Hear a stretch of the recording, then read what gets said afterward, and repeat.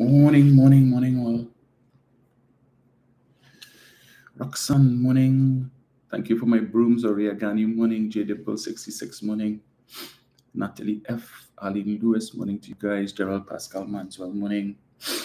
Donna Walcott, Pauline Buckmeyer, Cyril Mayas, morning, sir.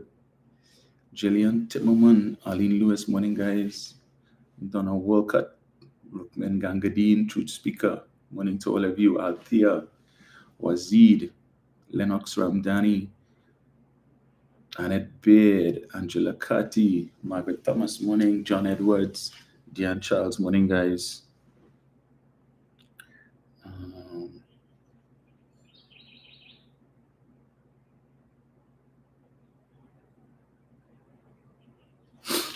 Right. Yes, apologies for yesterday.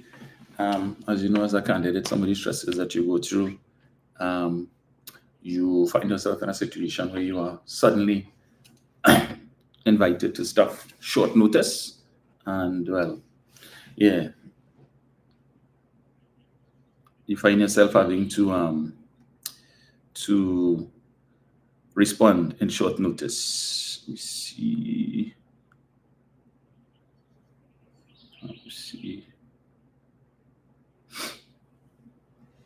Someone give me 1 second here. Get this here. Okay. Just 1 second.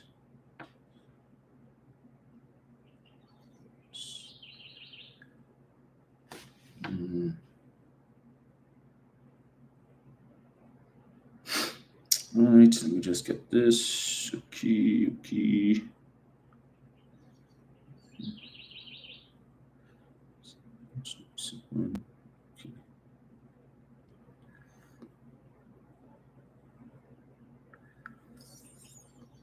That's right.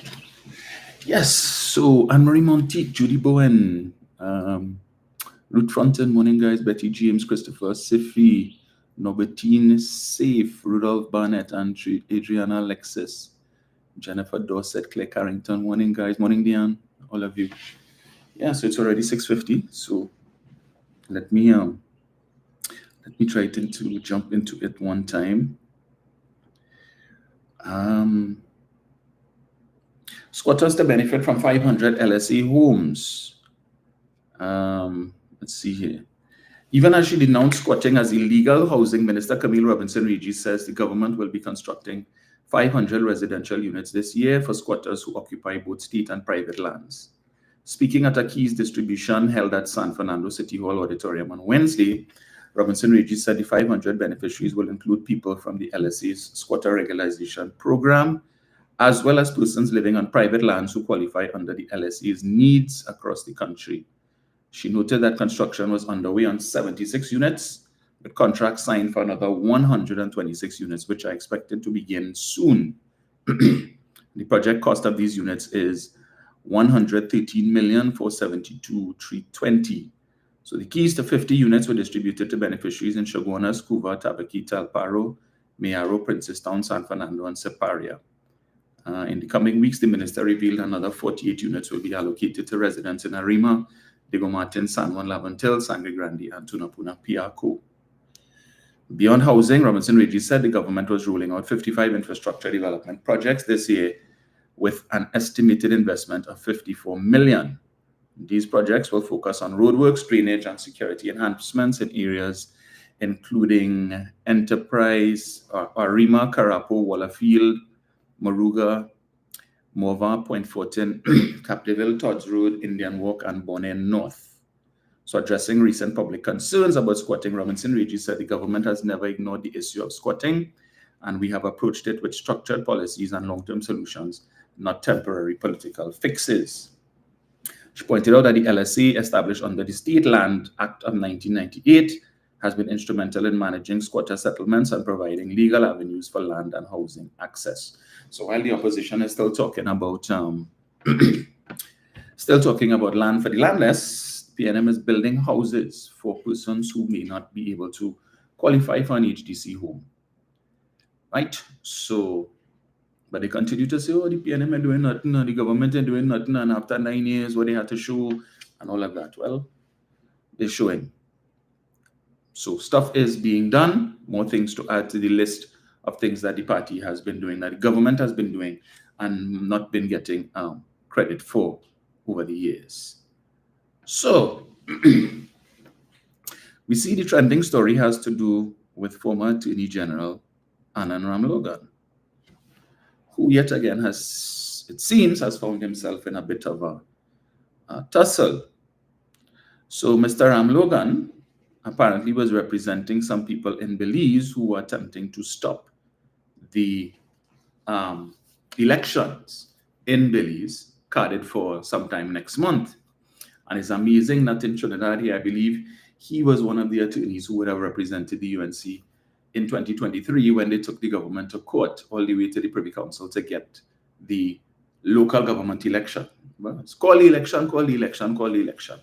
And the government would have indicated that they had proposed a 1-year delay with respect to the local government elections to be able to put in place the necessary infrastructure to roll out the local government reform. And so there are certain things so that they wanted that when the local election was finally called, that when the new term of councillors started, that they would be able to function under the new system. And the UNC didn't accept that. They took it to court. And then when they finally won in the Privy Council, they make a whole big thing. Never mind that they lost in the two courts here, the High Court and the Appeal Court here, but they were successful at the Privy Council. And they make a big thing. The Privy Council say, and the Privy Council say, and the Privy Council say. So let me just get this here. And that was the claim. So they wanted election here, but yet still the favorite lawyer, the best lawyer, went to Belize to try and stop the election. And apparently the judge had some questions for Mr. Ramlogan to answer. Let me see if I get it here just now. No, that's not it. I know it's the interesting thing though. So this has now become a trending story. And of course, the fully dones wasted no time showing themselves to be a party of wrongdoers and upholders of wrongdoers. They don't start to attribute that, oh, there's PNM and why this thing coming up now and this election and they're trying to frame and all of that. Like, really? This has nothing to do with the PNM. This isn't even in Trinidad. This is in Belize. But even then, they're coming out to talk about, oh, the PNM and it's PNM propaganda, and this is all a sham and a scam to frame and to make the UNC look bad. Come on. Well, they cannot be serious. Cannot be serious. So let me get this here. All right, so just no, I had deceived.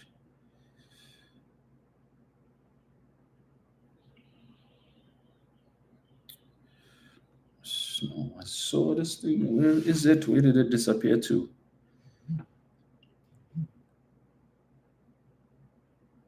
So the judge also had some concerns with respect to the submissions, wherein they found that there were, that's not, is this it, right?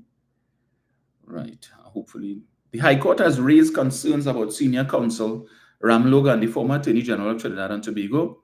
He must clarify whether he runs a law office in Belize, reveal his arrangements with Estevan Pereira and company, and explain how all affidavits, pleadings, and exhibits in this case were drafted, signed, and authenticated and filled.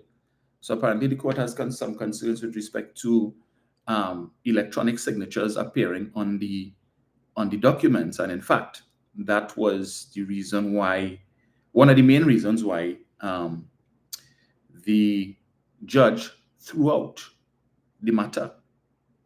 You all remember there was a case of another prominent UNC attorney who was representing dead people at one time.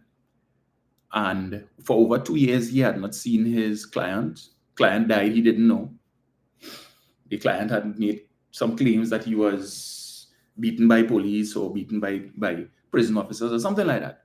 And the original judgment gave him some $200 and something thousand, and the lawyer wasn't satisfied with that, so he appealed the matter. But of course, he had not been in contact with his attorneys and with his client. But the matter was appealed after the man had died, and the courts wanted to know, well, how come the man's signature ended up on these documents when he died? So here it is that we have this judge now is expressing some concerns with respect to electronic signatures appearing on certain court documents and the like, questioning the validity of those documents. And apparently Mr. Ramlogan has quite a few questions to answer in that matter. Right? So here we go again. This individual, who was our former Attorney General, yet again making the news in other places for all the wrong reasons. For all the wrong reasons. And it's really amazing. Yeah. But as Mrs. Prasad Visesa is describing, that he's a good lawyer. Them boys is good lawyers, so they have utmost faith in Mr. Ramlogan. So what we gonna do? Yeah. I'm trying to find the full story here, But all right, let me just play this. I think we could play this. The judge has made some orders against Mr. Ramlogan personally in the judgment.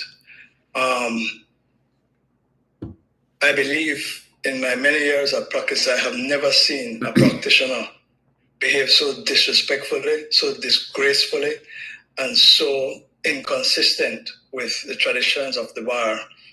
It was a most regrettable, and I cannot believe that a senior counsel believes that he can come from Trinidad and Tobago and behave that way in our courts. And so I'm going to see what happens as a result of the orders that the judge has made against him. So this is a Belizean attorney speaking here. And of course, as I said, you're going to continue to see the Fully Duns will continue to praise Ramlogan and try to somehow blame the PNM for this, as has always been the case. So nothing new. All right. But we will see where this goes, if he's going to find himself in some legal jeopardy in Belize, and whether or not the media is going to make inquiries of Mrs. Prasad Visesa on her thoughts, or if they're going to try to reach out to Mr. Ramlogan to provide some sort of explanation, as the case may be. So, let me get this here. Right. So let me just get this. Let me see this here.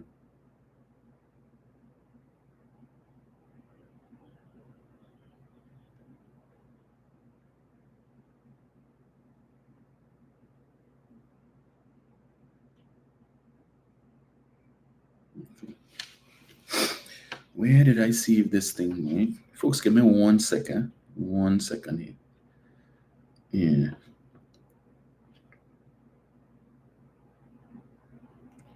So let me get this here.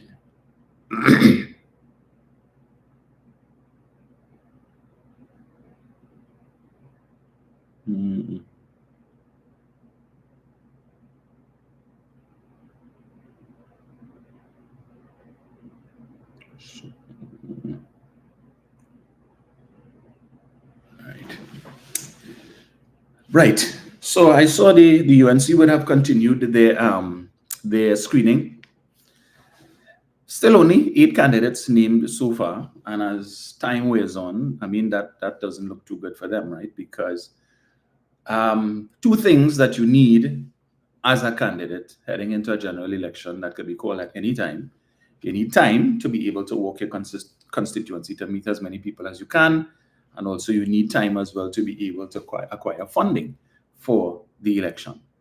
And so, of course, the longer that the UNC waits to be able to name their candidates and allow these people to then go out into the field to do what it is that they have to do, is the more difficult it is for them. Because I have started my walkabouts, and so far, the main concerns that I've been getting from persons is that they want more, what's the word I'm looking for? Facilities for the youth. most people have been expressing concerns about the youth not having enough to do. Idle hands make, was he saying idle hands at the devil's workshop or something like that? So they are concerned that the young people, teenagers, those in their early 20s, who don't have opportunities, that they are finding themselves easy targets for the criminal element. And so they've been asking to, put these facilities in place. So that's one of the challenges that one of the main issues I've been encountering so far. The other one has to do, of course, with unemployment. Persons are saying that they're looking for sustainable jobs. Some of them work in CPEP, paycheck to paycheck. Housing is another issue that people are speaking about. The unfortunate thing is that a lot of these people who are asking for housing do not have, they don't have the financial capacity to pay for the HTC houses. So people talk about, well, I want a HTC house, but the houses are not free. You have to be able to pay for it, and therefore you must be able to qualify. So some of them, because you get into in-depth discussion with them, and some of them would not be able to qualify for a mortgage, and so they may have to opt for the rental option, which may be a challenge for some persons as well. So it's difficult when you encounter people and they tell you their issues, and you're trying to figure out exactly how you're going to go about helping such persons. Right? Now, I've encountered a couple of people who seem to be upset with the party, with the government, so much so from the time they see you coming, they go inside, they close the door, or you see them in their garage or in their yard, and you could sense the body language from afar. So it's like, don't bother to come and talk to me. I don't want to hear all there. We haven't encountered too many of those, but we have encountered it on the walk so far. And it is a source of concern because, some people, and I was reading a comment this morning based on a post that Fitzgerald Hines put out. And I saw one woman put up, she put a comment about the ground not feeling the PNM right now, or the ground not feeling the government or something to that effect. And I saw where Jenny would have been sought to engage the woman in conversation. It didn't go too well. But that's one of the things that they're complaining about, that the ground not feeling the government or feeling the party. And who is the ground? Who is the ground? And when you talk to people who are on the ground to hear what their issues are and what their concerns are and problems with the government, it is based on propaganda. It is based on lack of knowledge of how the government operates. You see, people seem to think that the treasury is a bottomless pit of money, and that the government not doing enough to meet the needs of everybody. And the challenge is that the government has so many things to pay for that what is left over after they have to pay all of the recurrent expenditure is not much, because you have to pay the recurrent expenditure, salaries, wages and salaries, transfers and subsidies that has to do with things like pensions, paying for social welfare grants and all of these different things. And there would have been an article that I have referred to previously, which speaks about 85% of the government's budget annually goes to wages and salaries, transfers and subsidies. Everybody wants a government work. And so whatever is left over now is what has to be used to pave roads, to build schools, build hospitals, and all of these different facilities. And it's difficult to be able to meet these needs. And then you have persons who are relying or who are looking to the government to be able to bring them some sort of relief. The problem is that when the government does provide relief, some of these people become dependent on it to the point that they're not even willing to look for or to engage in activities that could help them to come off of these government assistance instruments. So people telling you they want a food card, they want a grant, and the like, but you don't want to become dependent on these things, because then it puts you into a situation where if the help that you're getting from the government is sufficient for you to just live fairly comfortably, then you fall into a sense of complacency and you adjust your life around that. Unfortunately, now I'm not saying that there are people out there who genuinely need the help, but as Dr. Rowley says, the poor must come out of poverty. And I was heartened to speak to some people who they are aware of the programs, some of the programs that the government is offering through the Ministry of Youth Development and National Service. In fact, I encountered one woman who was saying, well, it has so much land in the area here, the government could come and put up a little shade house for the youth and them in the area to be able to use it and to make some money, instead of they just all over the place, who they sit on the block doing nothing, smoking weed and looking to engage in a life of crime. The government should look at some of these empty lots in the area, or some of these areas where they have state lands, and try and bring the program into the neighborhood, and the people they are willing to work with them to get the young people to work on in these agricultural pursuits. So similar to the shade house that they have down in Chagaramas.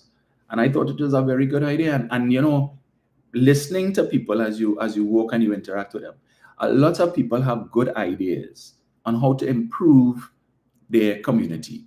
They have good ideas on how you could create sustainable jobs in the community without necessarily government having to put money into it. Some really good ideas, but what they need is a platform to be able to present these ideas to the government.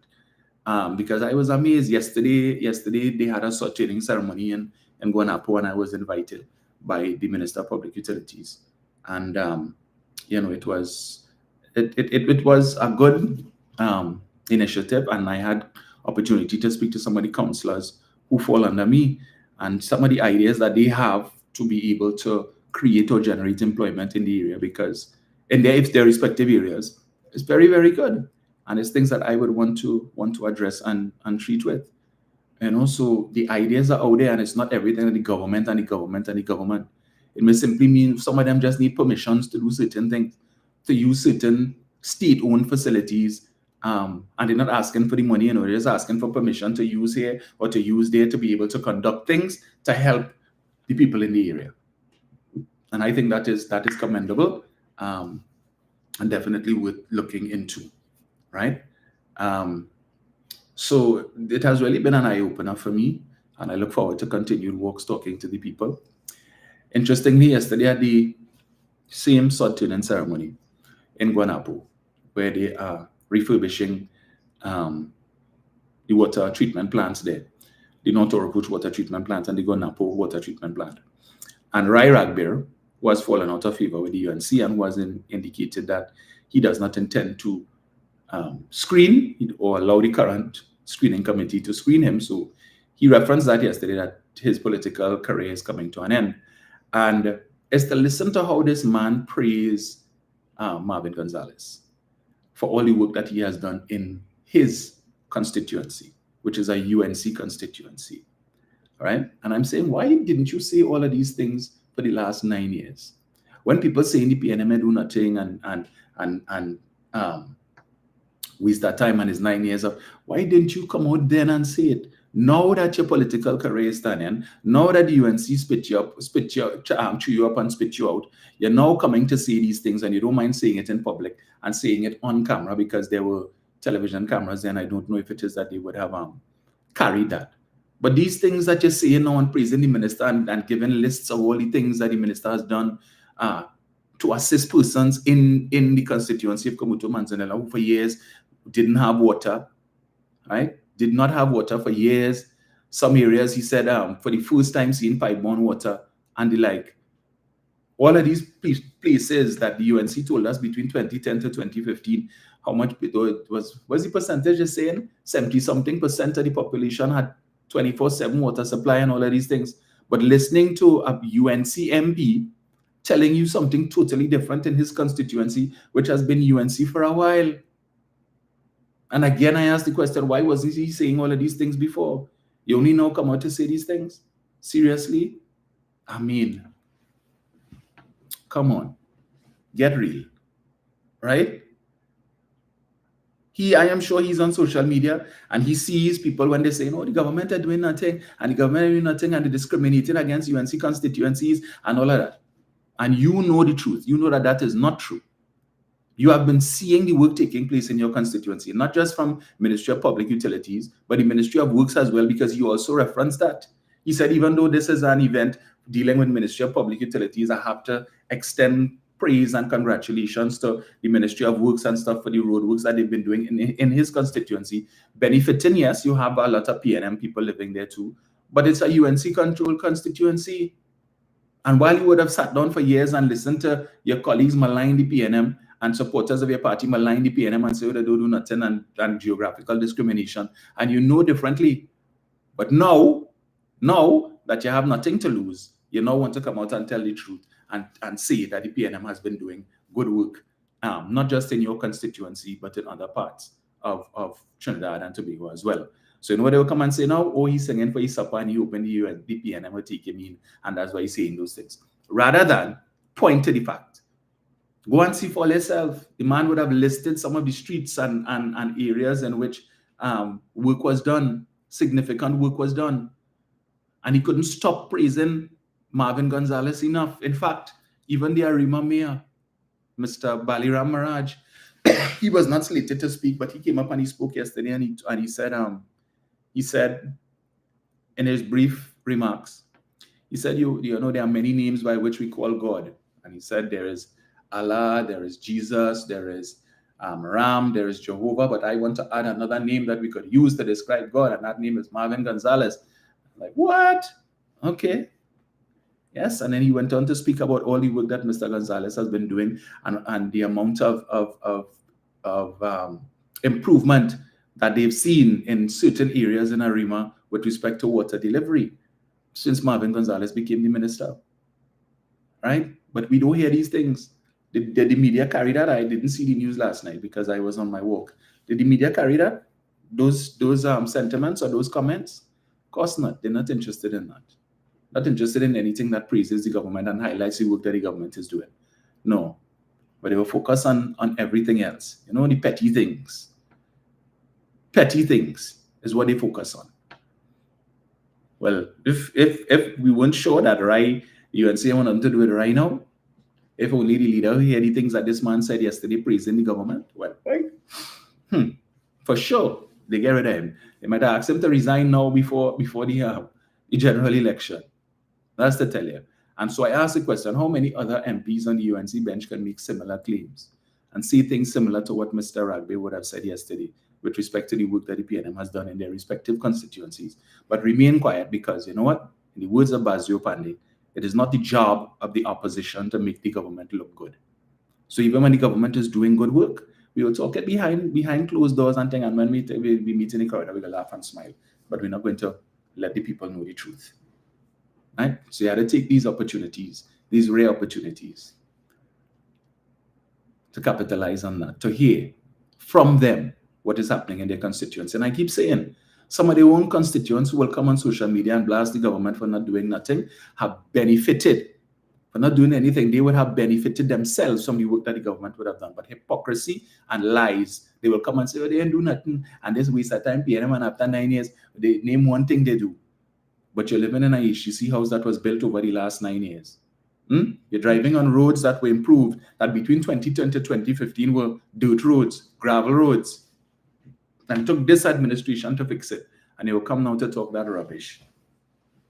Not surprised. Morning, Carol. Yes, you're a little late, but that is all right. I started late too, unfortunately. Yeah. And Maria Arthur says, I hope UNC rejects are not going in there to undermine the PNM. I wouldn't. I mean, this development in Tabaquite, where the candidate who was selected by the PNM is now to be replaced. And you're hearing all sorts of things, but basically he said that would have happened because the constituency, he fell out with the constituency executive because he had fired people, according to him, because who were asking for contracts. Now, I don't understand. You are just the prospective candidate. You can't give any contracts. So why would people come and ask you for contracts when they ought to know that you don't have the capacity and the wherewithal to give them any contracts? But yeah. So so he said, you know, but it is what it is, right? So I saw that Anita Haynes found herself, she's now being challenged by 3 other persons, in the persons of Sean Sobers, Kejan Haynes. Is Kejan? I don't want to get the boy name wrong. I can't remember. Let me know that. Kejan somebody. I don't want to get the name wrong. I talk about Kejan. And Eli Zakur. Eli Zakur, right, who has been knocking at the door of representative politics for years, and he just can't seem to get through. So now he's looking for what seems to be a UNC safe seat, or close to one anyway. And I listened to Marshall Walker a couple of days ago bashing Hans Devines, who's to replace Dr. Rowley, and all the things that she has been saying. And it's interesting. She's talking about, well, Hans start bad because he talk about the foundation that Dr. Rowley built, and that the work starts tomorrow, and he intends to go and she find that he should have been working in the constituency a long time and not just now and all of that and so on. Okay, those are her views. But I haven't heard her say anything about Sean Sobers, who in the last general election screened for San Fernando West. And now he has decided to go to Tabaquite. He don't want to challenge Faris anymore. He doesn't think he has the capacity so to do. So now he's going to Tabaquite to replace his good colleague, Anita. As they really say, your friend is doing, That was his good friend in the Senate. But now she's a dissident, right? And he was on the star team. So, yeah, he ready to replace her. Where is Eli Zakur from? Where is he from? And Marsha. You have any issues with him offering himself? What work has Mr. Zakur done in Tabaquite to warrant him coming, offering himself to serve? I have no problem with that to anybody who feels they could serve, no problem. But you want to attack the PNM candidates, and when it is you're looking at the party that you support and the candidates they put in up, you're not seeking to do the same. I just ask it. Yeah, I just ask it. So can we expect a video from you or some kind of post speaking to that issue? Because it can't be one yardstick for one and a different one for the other. If you find that the main criteria should be that the person should be from the area, or that they should have been doing work in the constituency and helping people and should just want to take that representation to the next level, then yeah, speak to everybody now. Speak about everybody and don't just focus on the PNM. Do better than that, Marsha. So I'm seeing persons touching here on Gerald Ramdeen issue with respect to, the guy's name was Mr. Guillaume, I think it was Merrick Guillaume or something like that, who had died, and Mr. Ramdeen would have gotten money for him and kept the money, and then he didn't know that the man had died, and the man's daughter had to now come and try and seek legal redress to be able to get back that money for her father who had passed on. But that issue of the appeal documents that was supposedly signed by Mr. Guillaume after he had died. The UNC, they're very good at raising the dead. So I don't know how that happened.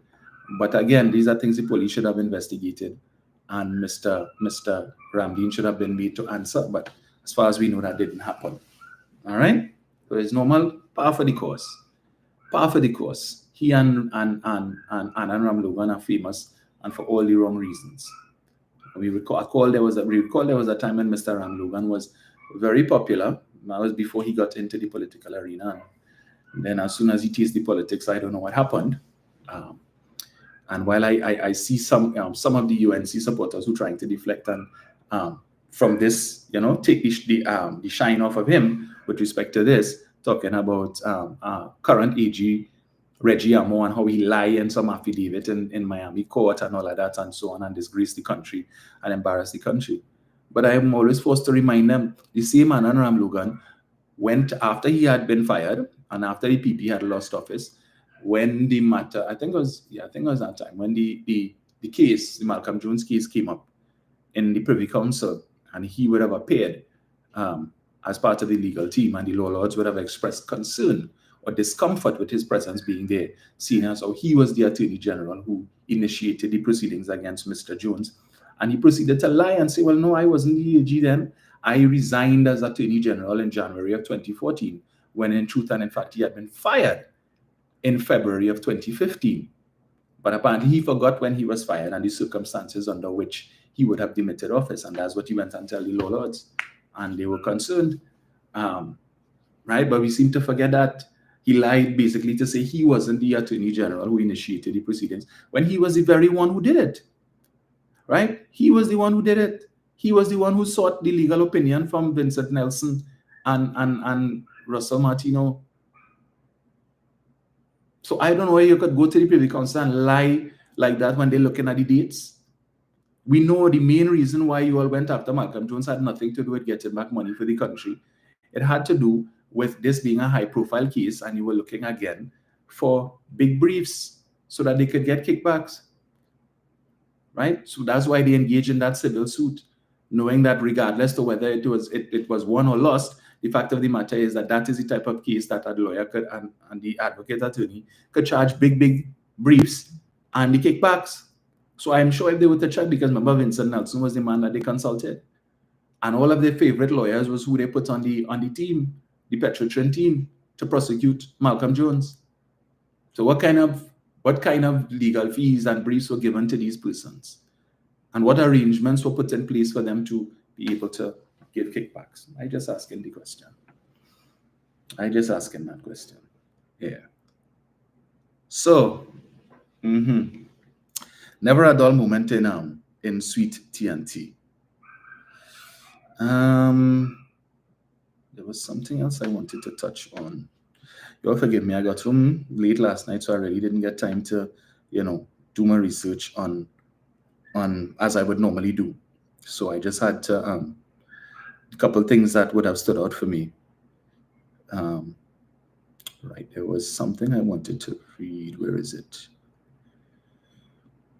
Let me see if I find that. Gosh, I know I had saved. I wanted to read a post that was put out by Rabindra Moonan, who was, if memory serves me correctly, would have been a board appointee under the People's Partnership. And Mr. Moonan has been very critical of the UNC in recent times. Let me see, is this it? Is this it?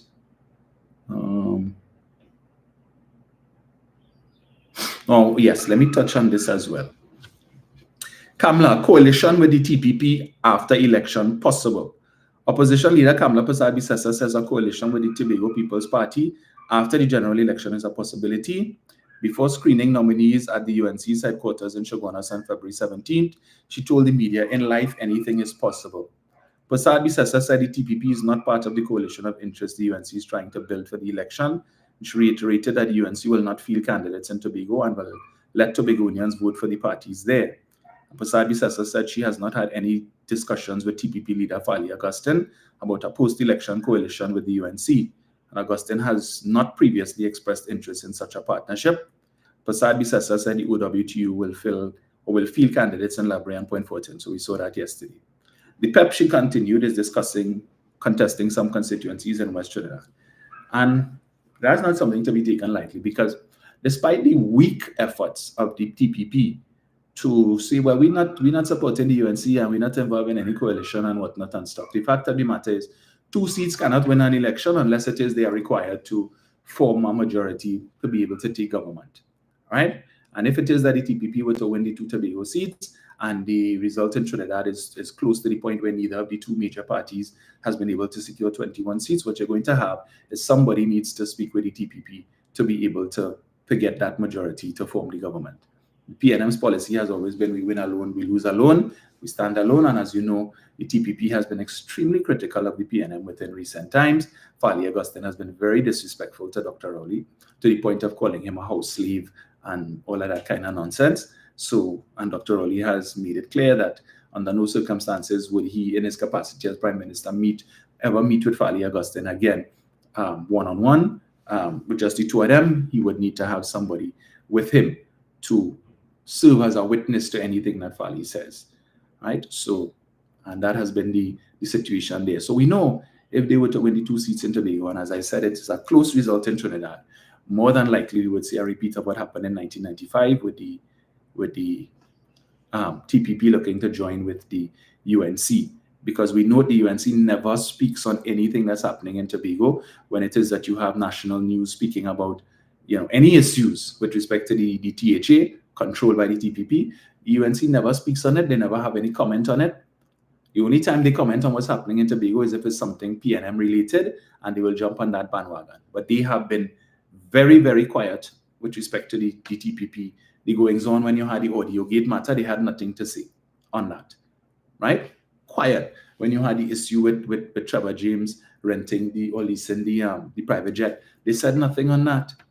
All of the claims of Trinidadian contractors from Central and South Trinidad being given work in Tobago, where you have contractors who don't have a history in paving roads, are getting contracts to pave roads in Tobago. They never spoke about that. All of the monies that it is alleged that has been spent by the TPP for traveling and so on, the stage and the sea that they built that was a waste of time that started to collapse. They never speak on any of these things, right? But the minute you hear something about PNM, when Fali made his allegation about this guy, Abdullah guy who claimed that he had a meeting with the Prime Minister and the Commissioner of Police and all kind of thing and nonsense, these allegations made by Fali. The UNC had plenty to say about that and calling for police investigation and chalala and chalala. They have never called for police investigation in anything that is happening in Tobago with the TPP. Even when Watson Duke would have made his allegations, again with the same issue of contractors. Nothing. They don't ever say anything. And the TPP likewise never has a comment on anything that pertains to the UNC. They're silent, they're quiet, but the minute is PNM, they have a lot to say. So that to me speaks volumes, right? When they're not talking, they're not criticizing each other, they have nothing to say about each other. But should it come down to that, rest assured, we know what would happen, right? They're only concerned about autonomy in Tobago, and Kamla Persad-Bissessar would happily give it to them in whatever form or fashion the TPP desires. To the point where even if they want secession, she might be willing to give them that too. And she's open, I am sure she's open to that. What the TPP wants, the TPP will get. Because remember, a lot of the players from the TOP who were part of the PP are now players in the TPP. They are now sitting on boards appointed by the TPP THA. People like Ashwood Jack and Chrislyn Moore and all of these people. All of them are part of the TPP, right? And they have a very good relationship with Kamla Persad-Bissessar and the UNC.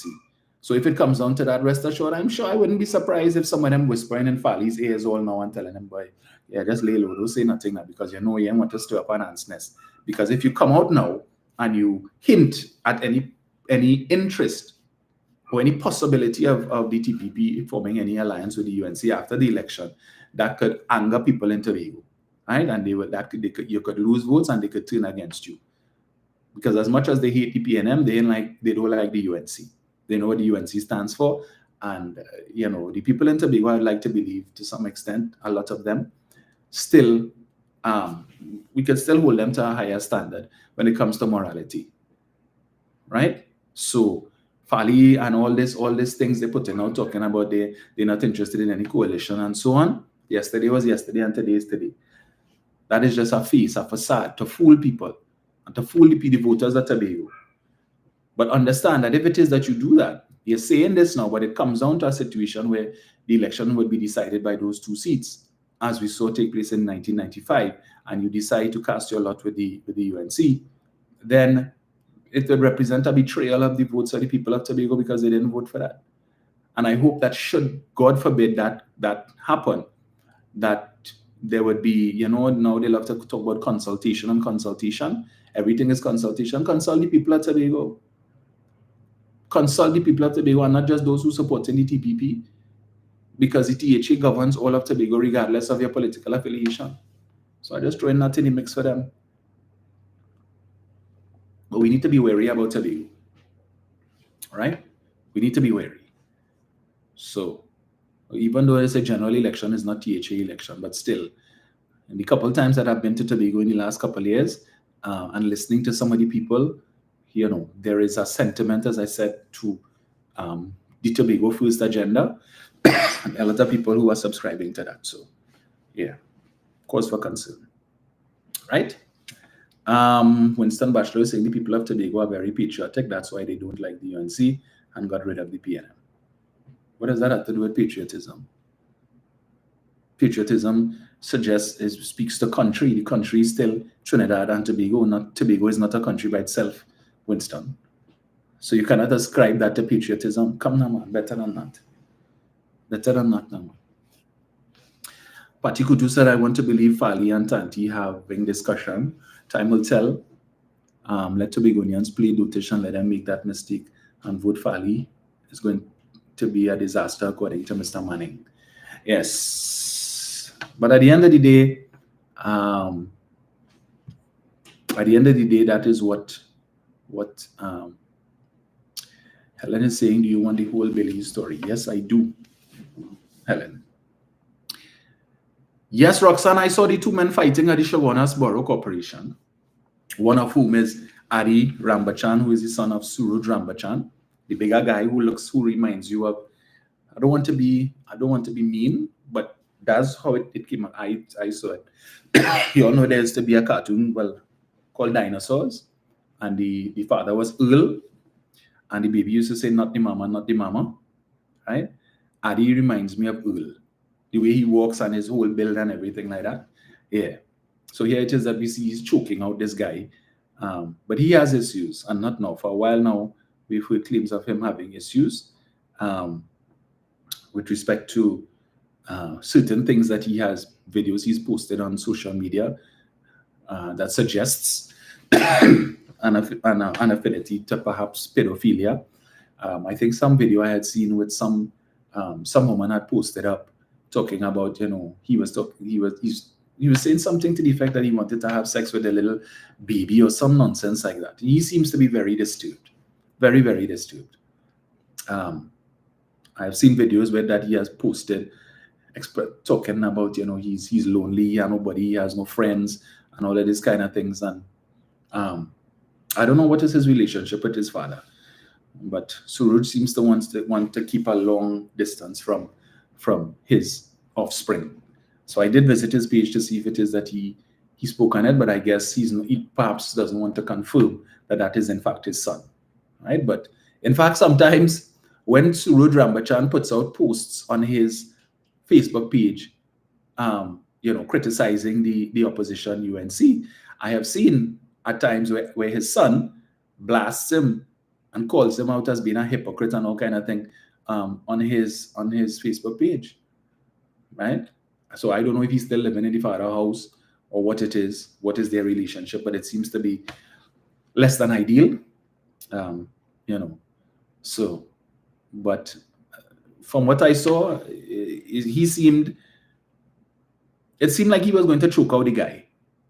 Yeah, and the fella had to surrender, and he said, my back, sorry. And he let the guy go, and even after that, he still wanted to put licks. So you see, he had the guy some kick and cuff and all kind of thing, some slap about his body, and the young lady who was recording telling him, hey, let's stop that, all right, that's enough.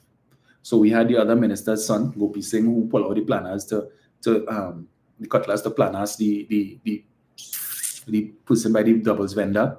And this is what you see, the supporters wouldn't talk about that, would not talk about that at all, unfortunately. But had it been PNM, oh yes, you would hear lots about that, plenty. But they don't call out this kind of nonsense. How he get a job at the Chaguanas Borough Corporation? Right? He's clearly unstable and is a potential threat to the work environment. So, I don't know. I just don't know. But that is par for the course, right? So we continue to look at the political landscape as we get closer to the general election. As I said before, the UNC still only has 8 candidates. So they said even though they are screening persons, they are going to hold off on naming these candidates, which unfortunately is a disadvantage to their candidates. Because I said before, you need time to walk the constituency. At least, my team telling me I need to walk about 3 times and so on, and I don't know. But yeah, I don't know if I'll be able to do that. To some extent, I don't see the wisdom in it, because you're going back to some of the same people and they say, yeah, remember we talked already, and they've told you what their issues are. So there needs to be better use of the campaign time. I note as well, one of the things that persons were appreciative of yesterday on the walk, and they told us, they said, well, we appreciate that you all didn't come with big truck and set a whole noise and all of that to disturb the peace of the area, that you just came walking and you come, you knock, you call, and they come in, right? Because so when you think this music truck and all kind of thing is what campaigning should be, apparently the residents and the constituents don't appreciate it. Yeah. So as far as possible that I could keep that out of the campaign, it would be my intention so to do. I know that there may be times when it is required, but for what we're doing now, it certainly is not. It has clearly it has no value, right? Some people get upset by it. And for the videos I've been seeing so far of the various walks taking place, it seems that that most of the candidates, most of whom are out there is just PNM anyway, have opted to do the same thing, right? And I'm not coming with these big music trucks because to me it's just a waste of money. Unlike what we saw taking place with respect to the UNC and just this screening, all this Satamoko Jumbi and Tassa group and big dance troupe and all kind of thing just for screening. You spending all of that money for screening and you don't even know if you're going to be successful. What point that makes? That to me is totally unnecessary. When I went for screening, I went by myself. Had nobody with me. I didn't have an entourage. Right? But that seems to be the already there on the UNC side. Before screening, you need to have a whole cultural event.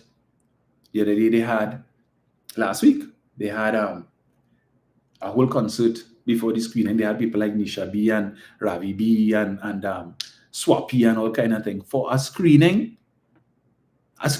you're all serious?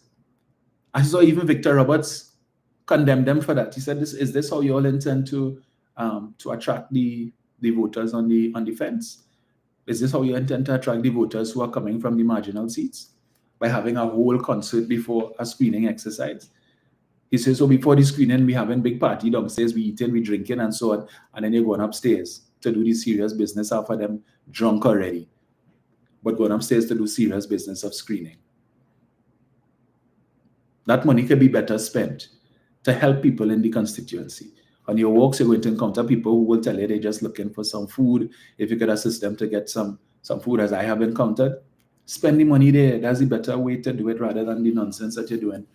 The PS at a dance troupe and Tassa troupe, and you want to show integration. David Lee had a whole one of those Chinese dragon doing Chinese dragon dance and all kind of thing. Really? You all really care about the people? You know how much people that had in their entourage there who probably watching that and saying, boy, that money they spend, I could have used that, I have a bill to pay, my light bill and pay and this and pay, and I could have buy some food with that. And you seeing all of this money being wasted on foolishness like that. To what? To impress who? Kamala? To impress who? For the media to come and watch it and that's for whose benefit? Because the right-thinking citizens of Trinidad and Tobago are not impressed by that. Not in the very least. And speaking of David Lee, I know this is one of the issues again. Persons are upset because with all the allegations of corruption against persons who belong to the UNC, that after almost 10 years, they've not seen any of these people are charged. Well, most of them have not been charged. They didn't see nobody make a jail. People want to see more than charges. They want to see people in jail. They want to see a conviction. And that has not been happening. And when I really think about it, have we ever seen any politician in this country make a jail?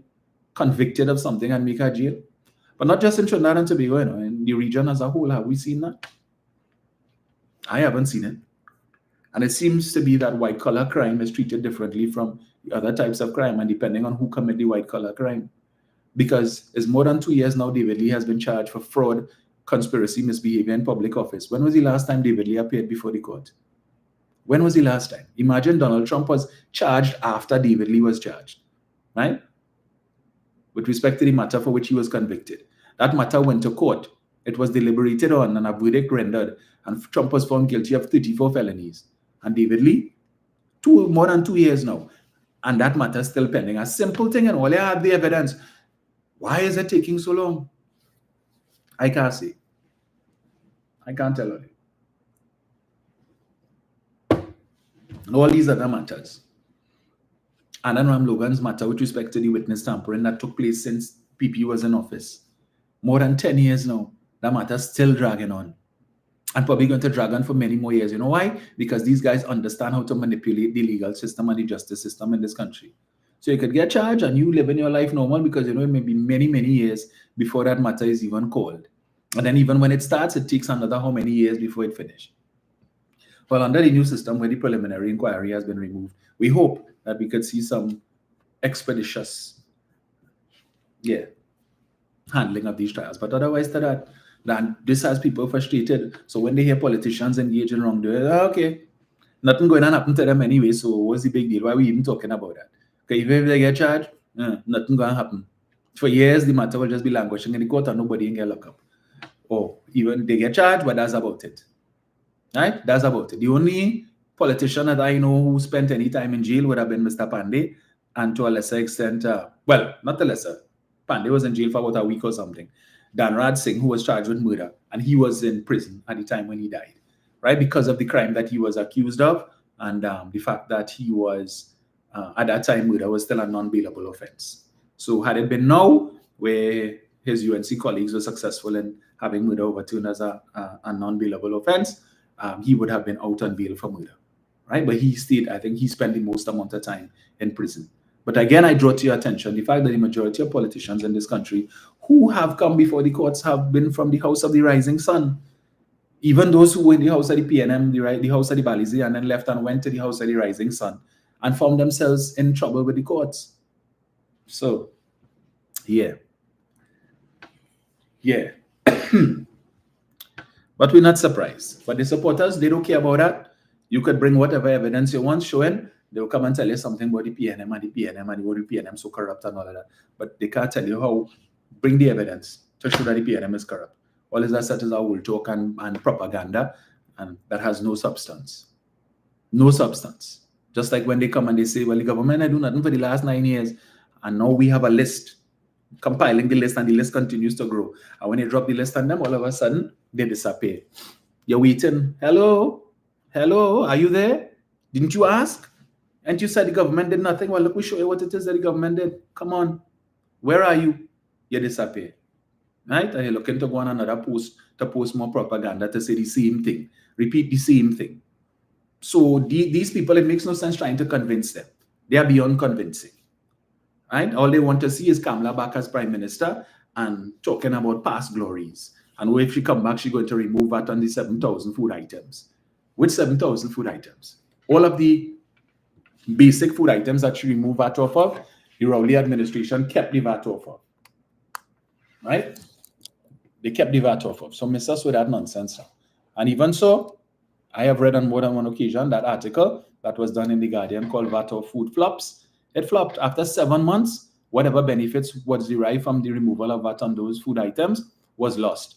Right? Because the suppliers of the various food items, whether it be wholesalers, retailers, would have found ways to be able to increase their prices to take advantage. Right? So there was no benefit. Or the benefits didn't last very long. And Basan Bharat, who was then the Minister of Trade, is on record as having said, well, there's nothing the government could do other than that to try and bring down the price of food. Nothing. So when they come to tell you now, yeah, well, put us back in office and we will lower the cost of food and the cost of living and so on. How you plan to do that? You're going to tell the wholesalers that they can't sell at a certain price. You're going to go to the groceries, to Massy and Extra Foods and tell them, hey, those prices too high, you need to cut it. That's what you're going to do? We live in a free market system. You can't do that.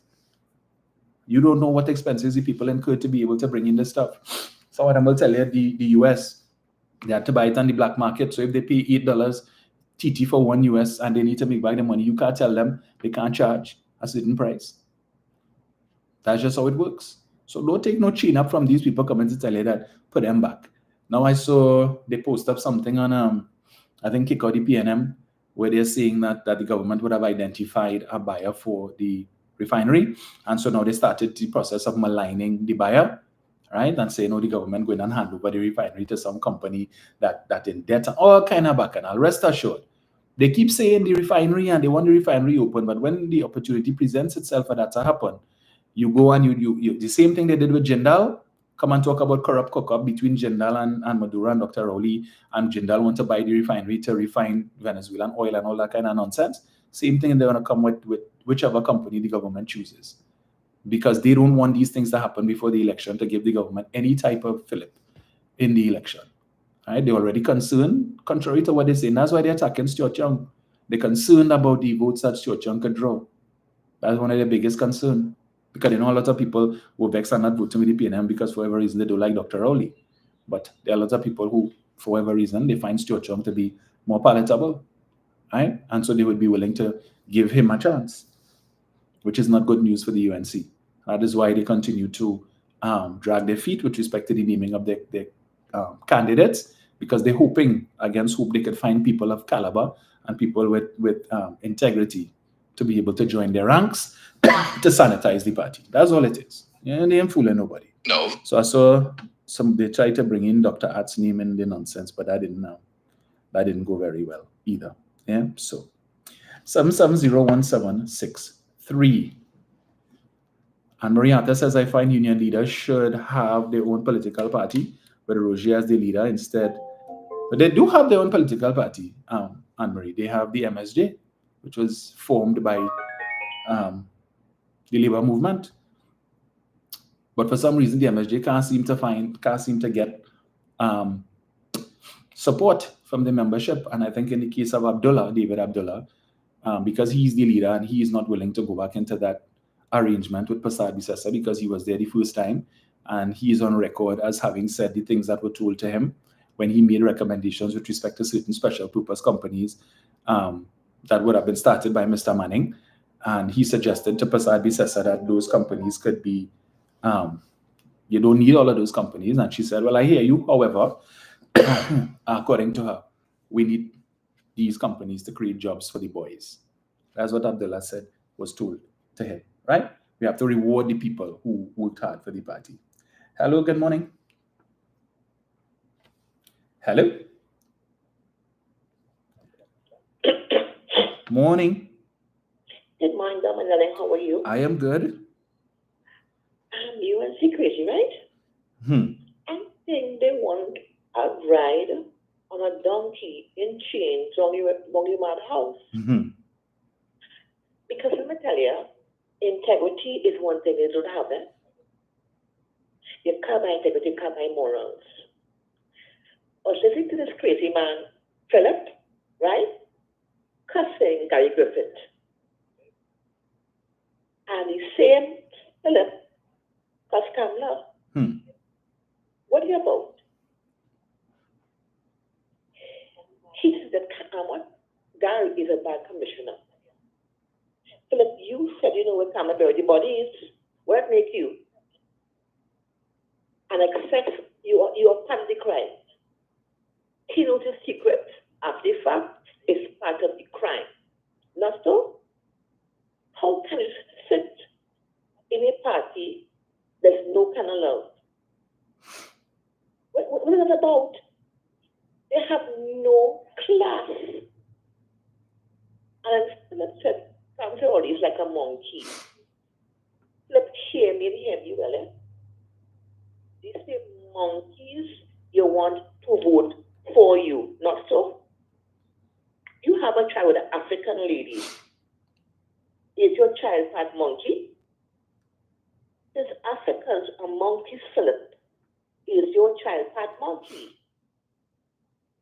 That says much about you and your taste in having sex. Because having an act with an animal is illegal. It is wrong. That's a question now. You have this thing they played a while back concerning that of course this Gary Griffith boy.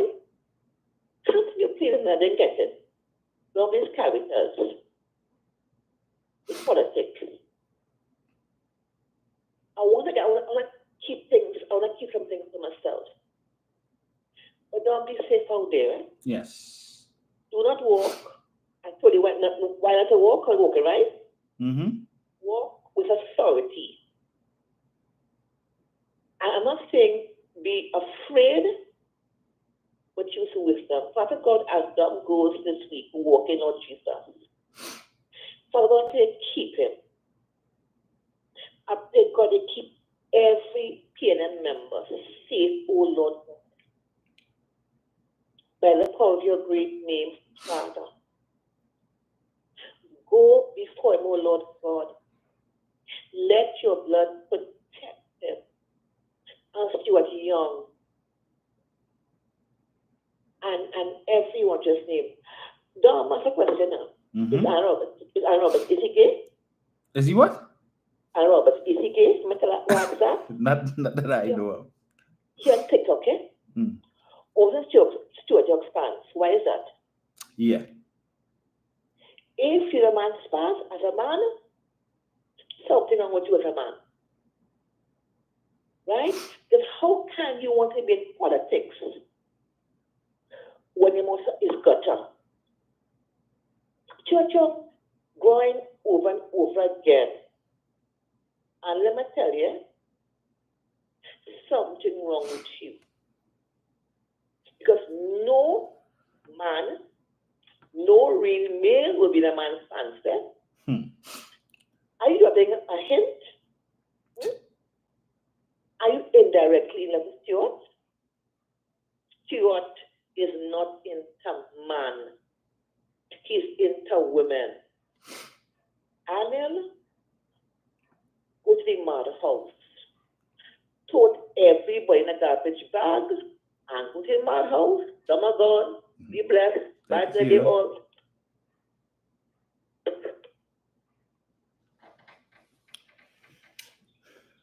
Right. Kamala said they can't make any decisions so close to election. I think the UNC, you see the game that Kamala is playing, right? She runs the risk, for instance, like in the case of Rushton Parry and the like. If you replace them too soon, it could have an impact based on the support that they enjoy in their constituencies. So she's going to try to play it as close. And this is what they did in 2020. They were naming candidates about 3 weeks before the general election. So these people really didn't have much time to campaign. But of course, they take for granted that in the UNC seats, the stronghold, you really need to complain because, as they like to say, you could put a Balize tie and a Crapo in a PNM safe seat and they win. But the same, that exists in the UNC seats more so than in the PNM. And I keep making the point in 2010, the PNM demonstrated that quite clearly. That was demonstrated that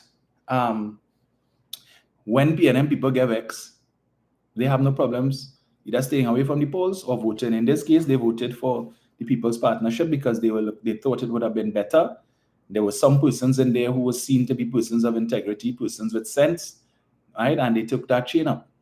Now I would remind, and they voted for them, but the fact that the UNC could so take their key seats for granted tells you something.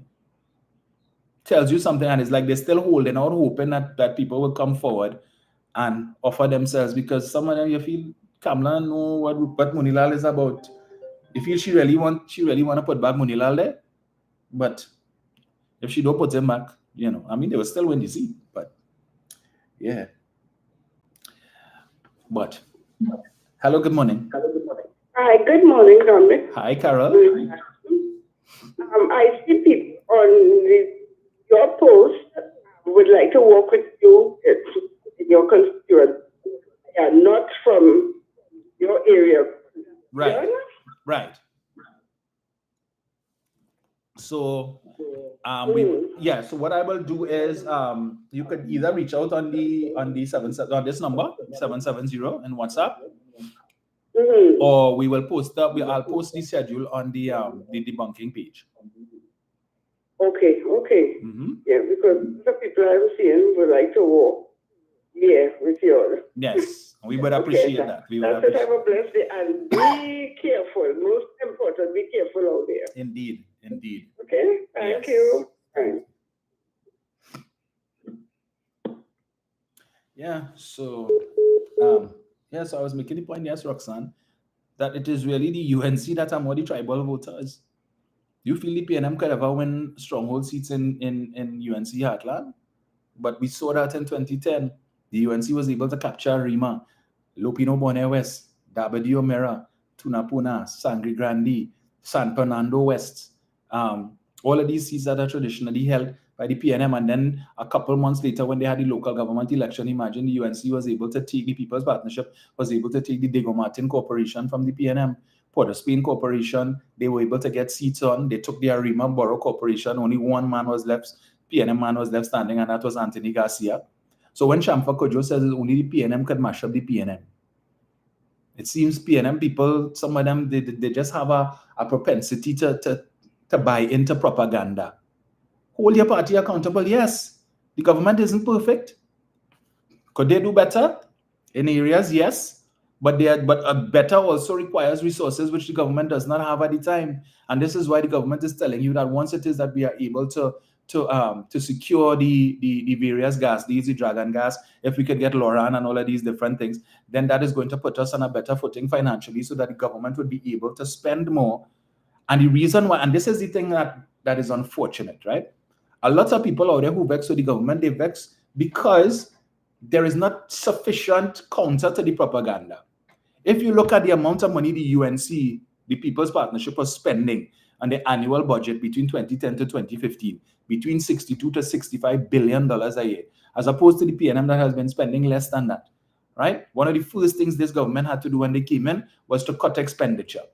And so you wouldn't see the PNM has not been spending 62 and $65 billion a year as the People's Partnership was doing.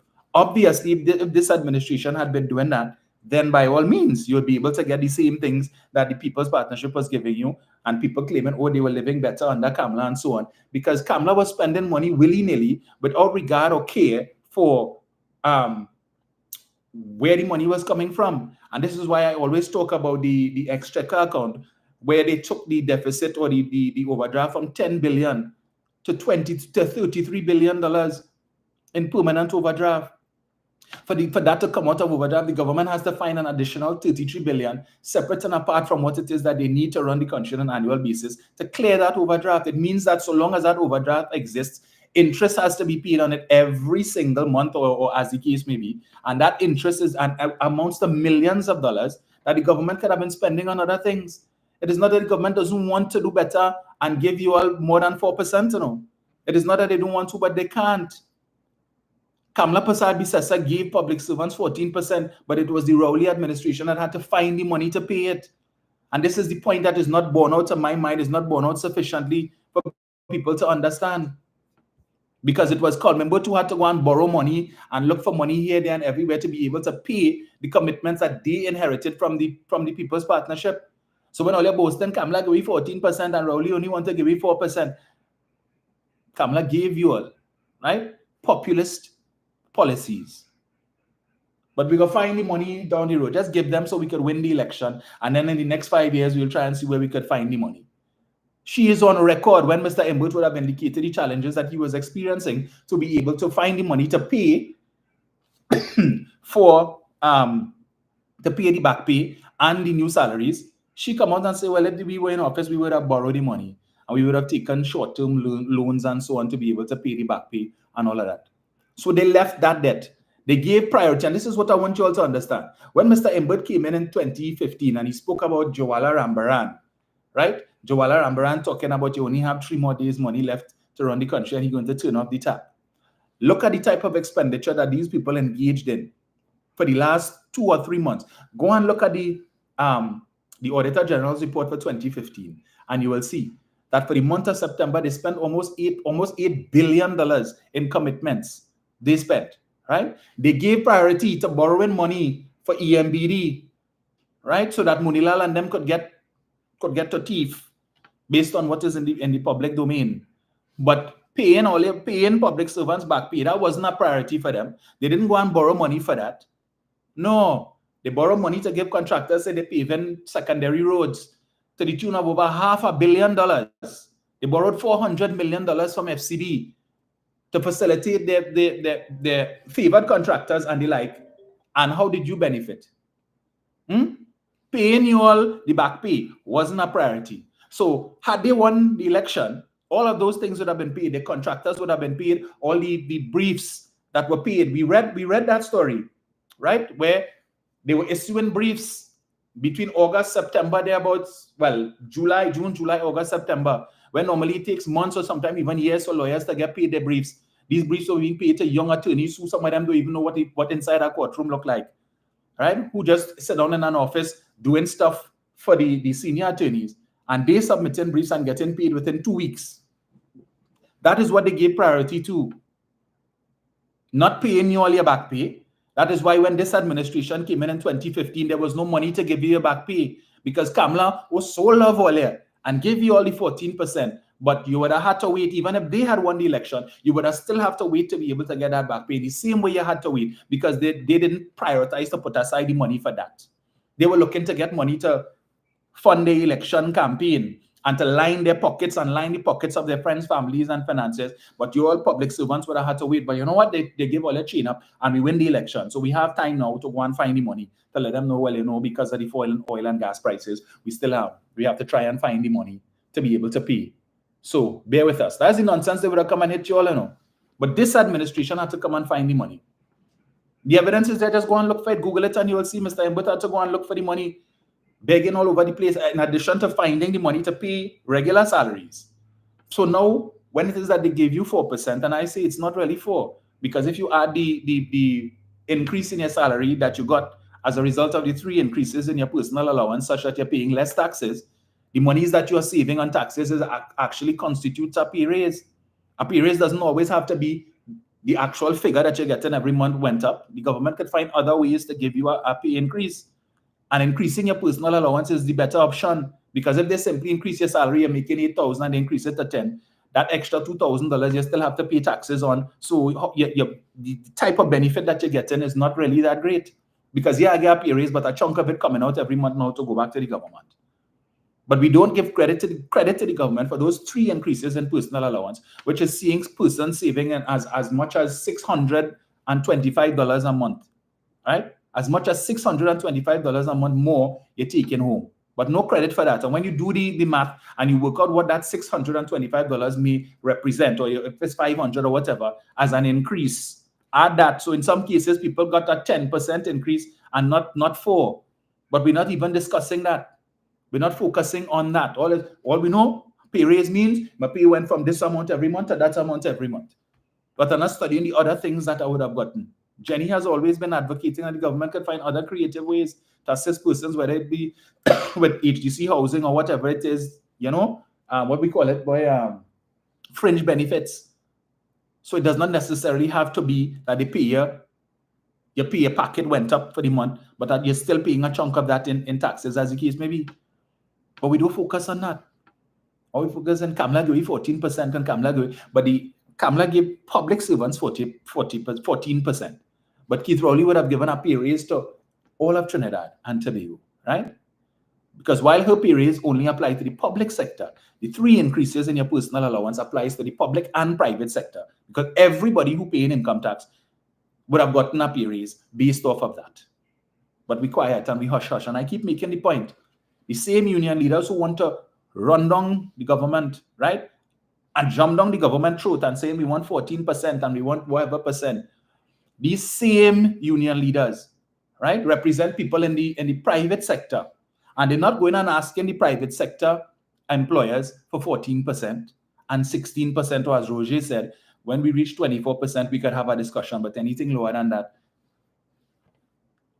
is not enough, right? So he's saying now we start at 24. But when they negotiated with Republic Bank that just declared over $500 million in first quarter profits, first quarter. So they still have 3 quarters to go. So more than likely, they're going to cross the $2 billion mark again this year. They have less employees. The government dealing with over 80,000 plus employees. Republic Bank probably has less than 2,000 employees. Over $2 billion in profits. How come they ain't going and asking Republic Bank for 14%? How come? They accept 9% over 5 years with Republic Bank. Why ain't going and ask them? When they're negotiating with Ansa McCall are declaring all these, again, $1 billion profits. How come you're not asking Ansa McCall to give their staff and their employees a bit 14% and 20%? All these private sector companies, all the banks that making all of these billions in profits and hundreds of millions, you ain't asking them for 14%, right? They declaring profits. The government has been running deficit budgets for the longest while because they don't have the money, because the amount of things that they have to spend money on increases every year, and the ability to be able to meet those demands is difficult. We want the road paved. We want the best hospital. We want when we go to the hospital and we sick, you get treatment for free, and then you go down to the dispensary with your prescription and you get the drugs free. All of that we want, but we're only paying $400 and something a year in health surcharge, but we expect to get the best healthcare. And the supporters are the fully dons all over the place talking about the healthcare is the worst and the healthcare is the worst. But half of them can't tell you the last time they went to hospital. They don't even know, but talking that nonsense. running their mouth all over the place with that foolishness and don't know. Give us a break with that now, man. Really? Because the people who have actually experienced the health sector, especially the new hospitals that were constructed under this administration, will tell you differently. But we want to see that. So if the dispensary in the hospital don't have it, give me a form so I could go to a private pharmacy and present it and be able to get the drugs for free. All of that things we want. You want the government to provide you with, to give you book grant and uniform grant for your children, and they must provide transportation for your children, and they must provide breakfast and lunch for your kids, and then they must give you a food card or something so you could provide dinner too. So basically, your government minding your children, right? They want them to give your children laptops too, and all of these different things comes at a cost. And so while the population wants the government's expenditure bill to go up, the revenue side is not improving. Oil production is down. Gas production is down through no fault of the government. And while this administration is telling you, we know where the gas is, right? We know where there is readily available gas. But it doesn't belong to us. Or at least part of it belongs to us. So we need to negotiate with our neighbors next door because they need the money too. So we could kill two birds with one stone. We have the resources, we have the infrastructure, we have the connections to be able to monetize that gas. We have the licenses, we have the permissions to do it for now, and we're focusing on that. But it's going to take a little time, 2027. But you have people in this country who want to call themselves patriots. And yet still, at every turn, they hear something that could possibly result in some of these gas deals falling by the wayside, and they're happy because they figure that is going to damage the government, the PNM's chances at the polls. But what is the alternative offering? They cannot go and negotiate with Maduro. They're talking about in-border gas and in-border oil. You know how long it's going to take to get these people, these energy companies to come to drill for in-border gas and in-border oil? And even if they find it, whether or not they're going to take a final investment decision? Because as I mentioned, some of the gas fields that we are developing now were discovered since 1983, more than 40 years ago, and it was just there. So them coming here to look for in-border oil and in-border gas, and even if they find it, doesn't mean that they're going to take a final investment decision to monetize it now anyway. And it could very well end up like those other fields. So what do we do? What do we do to be able to get the revenue? Let me see who we have here. Hello, good morning. Hello. Morning, Dominic. Hey, Brian. Dominic, and you're so correct. Good morning to your listeners and callers. Because, Dominic, just the other day, just this week, I think it is, one economist, one I would really listen to most of the time. Valmiki Arjun said that we need the Dragon deal. The others not saying that. And the people are being easily fooled by Kamala Prasad Bisesa and her minions. Valmiki Arjun said, yes, we need that gas in order to stay developed, to continue to develop.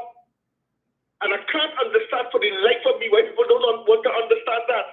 That Kamala Prasad Bisesa, if she should win the election, cannot go and negotiate with Maduro. Maduro will not listen to her after all that she has said. Because many people live in a fool's paradise, and I've said so many, many times before. Because all the things that Kamala Prasad Bisesa did, well, I want to use the word loaded in the sense that it would not have happened during her time. All the promises that she made, for example, all the repayments to the hospital, one hospital that they said a bill, the Cuba hospital, that was not even ready, even when she opened it. That repayment started when? In 2018? Why she didn't start it right away? You understand? And all of the other things that she said she was going to do, she did not do. All the promises that she made were not to happen before 2015. There were promises made. And that is what misled people. And I keep asking, as Mr. Chance has been doing, how are you going to raise revenue? And up to this day, she cannot say. She refers you to their document that they have, whereby they're going to use your small man money, unit trust money, as well as the NIB money, to to raise revenue. But they're going to borrow, which they did between 2010 and 2015. That is why the overdraft went up by $23 billion that we have to pay back now. And she will come back and do the same thing, and it will go up even further. And we will not know until another government comes into office and tell us, hey, listen, the borrow further $33 to $43,000 billion, and we got to pay it back. That will be national debt that we have to pay. 100% Mrs. gave no money to the citizens of this country. She promised the retirees that when they reach 60, instead of 65, they will begin to get money. When she goes into office, what did she say? That was a typo. That wasn't true. But this government, when they got into office with all the debt that they had to service, with all of the money that was borrowed for the last 3 months of the partnerships third in office, but they are paying back now all the demand loans to help their friends and those who didn't have no money before 2010, who are now billionaires today, and still have matters before the court, even some turning up with respect to imports and so on, and that are being left on the ports, and they're talking about those nice clothes for poor people. Really? Really? So we have to be very, very careful what it is we're doing. Kamala Prasad Bisesa makes promises that he cannot keep. And when he puts in a Governor General of a central bank who says nothing while the money dwindles, when people who are working in NGC, especially, I want to talk to the NGC people, you know.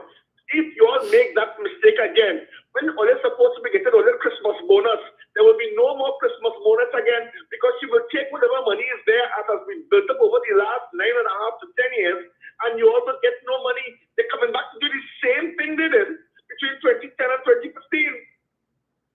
I always have to go back to Donald Trump. Donald Trump made promises before the last election in November. Look at what Donald Trump is doing to places like Ukraine today and even Africa today. He has told the people in Ukraine. Let me tell you what he has told the people. Vladimir, what's his name? What's his last name? Putin? No, not Putin. The president of Ukraine. Zelensky. Zelensky, right. He said, you did not hold elections in May last year. That means you are a dictator. It's only in the news last night, you know. On BBC, you know. So you are a dictator. And if you want our help, if you want ammunition and so on, if you want all of these things, you have mineral deposits that worth over $11 trillion. You want 50%. And you better hurry up, because right now, Russia has 20% of your land, and they're going to lose more. So you don't have much time. And he has sided with who? Putin. After he said that he will stop the war in one day. So he turns around now, and Ukraine now is up against it, because there's nothing coming to them as far as arms and ammunition is concerned. Russia is weighing in on them to take their land, and Trump, who had promised that help Ukraine before the election, is now saying, now that he's in power, now that he's in office, well, we'll help you, but you have minerals that we need at worth 11 trillion. We'll take 50% of that. And whatever lands that Russia has taken, they will be allowed to keep that. And you must not be able to join NATO. And the president of Ukraine has said no. She called him a dictator. And it's the worst ever. So you see where that's going. What do you think is going to happen in Trinidad and Tobago if the UNC wins the election? All those promises being made to people like Roger, who apparently has not learned. Because you're putting up like calendar in Point Fortin, and this other new vice president, they're putting him up in Labrie. As though they will win those seats. Why Kamala didn't put up somebody? And on top of that, Kamala is telling you that's to wave the UNC flag and wear UNC jersey. So she take your 2 testicles, whatever else you have, and she point it, she draw the Islamic shop. And you with your big mouth as usual, can't say nothing about it. Because why? She promised you something in your ears. Are we not seeing these things? And she hoping for these African people who are so strong in the union to go and vote UNC. Where do you think she offer Roche? Why Roche didn't go up for the election himself? Why he didn't put on himself in Point Fortin or in Labre? Why he didn't go up and challenge in Point of Pierre to now call in Claxton where the refinery is? If you feel so confident that you can win those seats. But she's not putting it up even in Point of Pierre, now Claxton. You know why? Because they have extended that seat to a particular area where they continue to win all the time. She's not even giving them Point of Pierre. Why is she not doing that? Why should she give them seats that are strongholds of the PNM? People have to understand and look at these things. Why is she not giving any of the coalition people, the coalition, as she calls it, seats that are safe seats for the UNC? Why? Of making promises that her pocket will not be able to keep.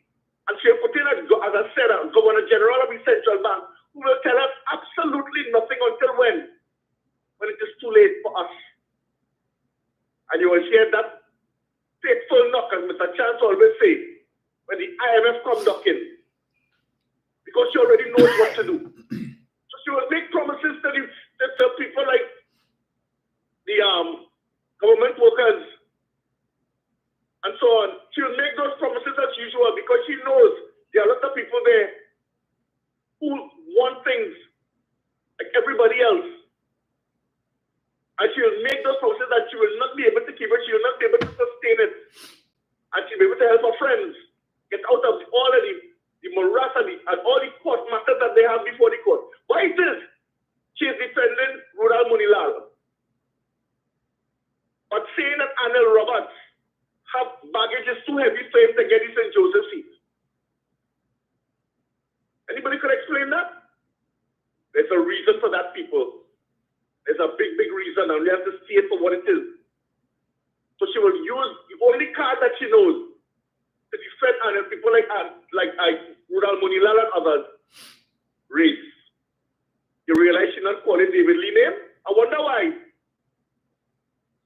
Why she didn't call him David Lee name? And he has matters before the court too. Because she can't say race there.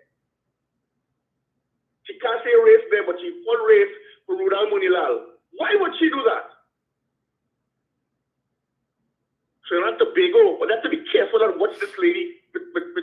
Don't sleep on this, and don't say you're not coming to vote, because it will be to our detriment. At the end of the day, Kamala Prasad Bisesa did absolutely nothing for the East-West corridor.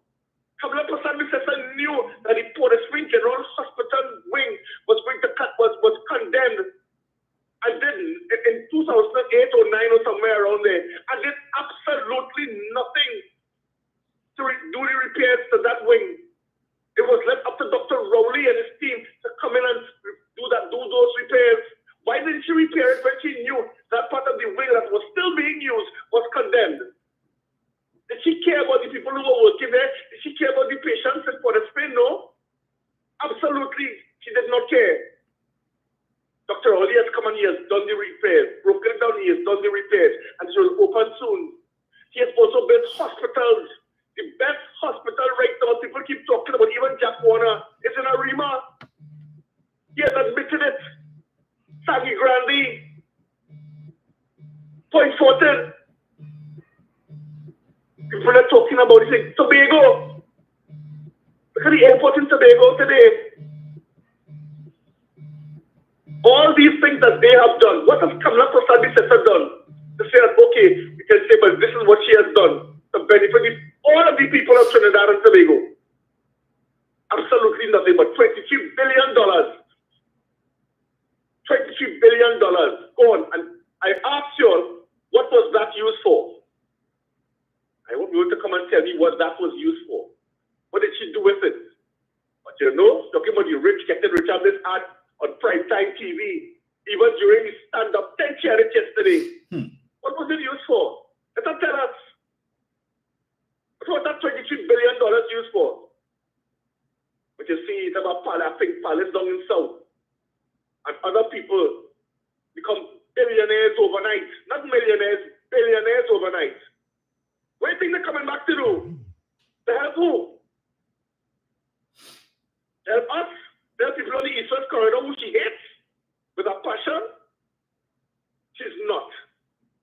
careful. Very, very, very careful who we put in our office to help us, the people. Very, very careful, because she does not want that dragon deal to exist. It will become a non-entity. She doesn't care about the upstream industries. She doesn't care about the downstream industries in Point Pleasant. They will have to shut down as far as she is concerned, because she wants to burn down this country, as far as I am concerned. Only care about herself and her friends and her family. And the rest of Trinidad and Tobago go to hell. She has said it many times before.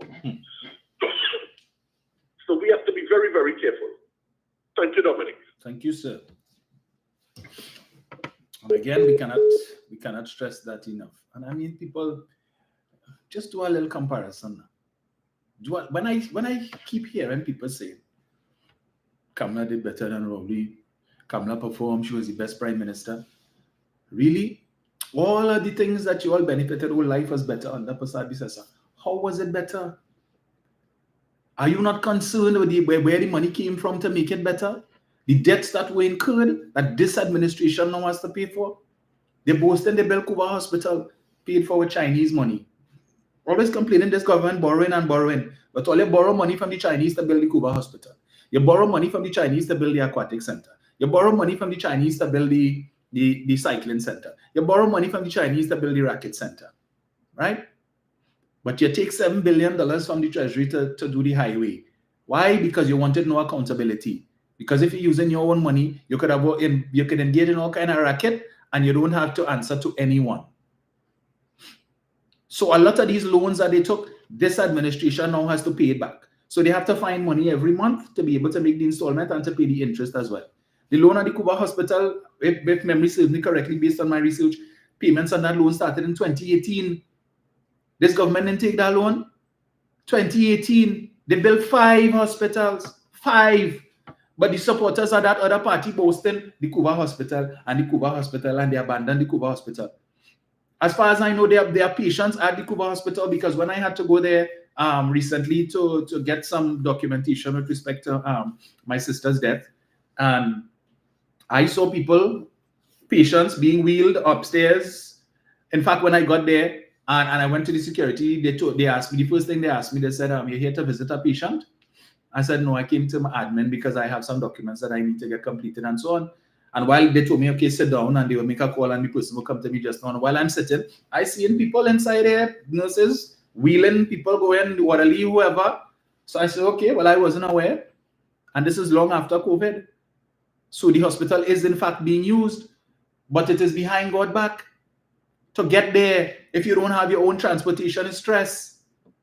Because even if you stop out on the highway, let's say you take a maxi or something that going south and you stop out there, to get back to, if you're not going San Fernando or whatever, to get back now to Port of Spain or to wherever, Chaguanas or whatnot, you have to walk out all this way in the back, right?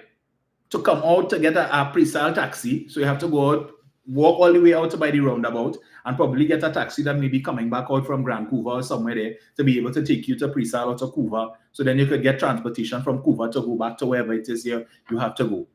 That was the worst. In fact, I remember Jack Warner saying that the decision had been taken to build the hospital somewhere by Mulchan Suchan Road and Endeavour there. And then he wake up one morning, going to cabinet and hear that they changed the location from there to where it is now in Couva. And he don't know where that came from. But this is the same thing that Bernard St. Rose Graves was telling us. They were making decisions, but no cabinet minutes. No minutes being taken to say who suggested what, who voted for what, and all of these different things. That's how you run a government. But you have a whole set of their hungry mouth. Well, not so much the supporter, but the greedy financiers who just waiting in the wings. All who want to be ambassador to this country and that country, and who wants to be serving on boards and all of these different things. That's what they're looking for. Yeah, that's what they're looking for. It's not about the well-being of the country. When it is that they couldn't even find qualified people to serve when they were in office, so we had the false papers crew. How could we forget that? People who were falsifying their papers and making claims that they had this degree and that degree, and they didn't have it. who were sitting on the board and who were occupying high positions in places like Tiantec and the who were sitting as judges in the industrial court and all kind of, and were not qualified. The false papers crew, you all forgot that? They could not find people of substance, genuinely qualified people who were willing to come and serve under that administration, who were willing to risk their reputation. As I say, thanks, but no thanks.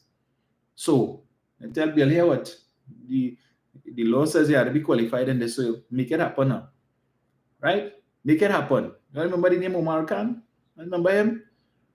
Imagine you had Suraj Rambachan who got his degree from his doctorate from what they call it? What is called it by the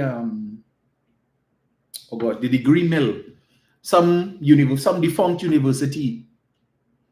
Half of them who call themselves doctor not even genuinely qualified because they apply to some university that just handing out degrees like that. And that's the nonsense. That's the foolishness. And you all want to go back to 5 years of that? Be wary of Tobago. Be wary. The TPP, you see that I keep telling you all, I understand what that the people of Tobago genuinely want, a greater degree of autonomy. No problem. No problem. But there needs to be discussion as to what form that should take. And are the people who are in charge now, are they ready for that? Because when it is that you could be bypassing Tobagonian contractors and giving contracts to Trinidadian contractors who have no experience, some of them, and on what basis are they qualifying over the Tobagonian contractors? And they're coming to Tobago in large measure with their own workers from Trinidad, to the disadvantage of Tobagonians who need the work. And you're stifling money that would stay in Tobago, because when you pay these Trinidadian contractors, the money not staying in Tobago and going back to Trinidad. Because when the work is completed, they pack up the equipment and they head back to Trinidad until another contract where they probably rent some space in Tobago where they could keep the equipment in anticipation of getting more contracts at the expense of the Tobagonian contracts. Why? Because the biggest contractor in Tobago is Rowley Friend. So we ain't getting Rowley Friend no business. But you're depriving the people, the Tobagonians and Rowley Friend would hire. You're depriving them of employment opportunities. So while they're talking about, oh, Trinidad does make Tobago feel like we are at war and whatnot, but you're happy to have Tobagonians groveling and going to beg Trinidadian contractors for work? That's what you want? Under your autonomy? You're so proud to be a Tobagonian, but you bring in Trinidadian contractors from Central and South Trinidad to do the work in Tobago. And then your same Tobagonian brothers and sisters who you don't want to put on white gloves to work in sandals to look like no slave or no house slave. They still have to be going and begging the Trinidadian contractors, hey, y'all looking for workers. And that making sense to you, Fali? That's why the all Tobago fisher folk taking a turn in your backside now, right? And they're challenging your new Secretary of Finance. I wonder if I have that saved here, buddy. Let me see if I have it saved. So let me see if I have it here.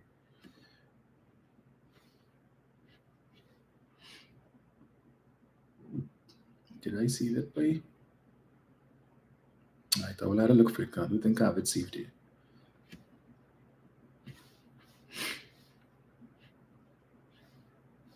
So let's see if I get it. Did I save it under this profile? Just give me 1 second, folks. The amount of things that I save every time I see it. All right, no, I'll have to find that. But I wanted to play the Tobago fisher folk. I'm talking about how they were lied to by the Tobago administration. Let me check this. No.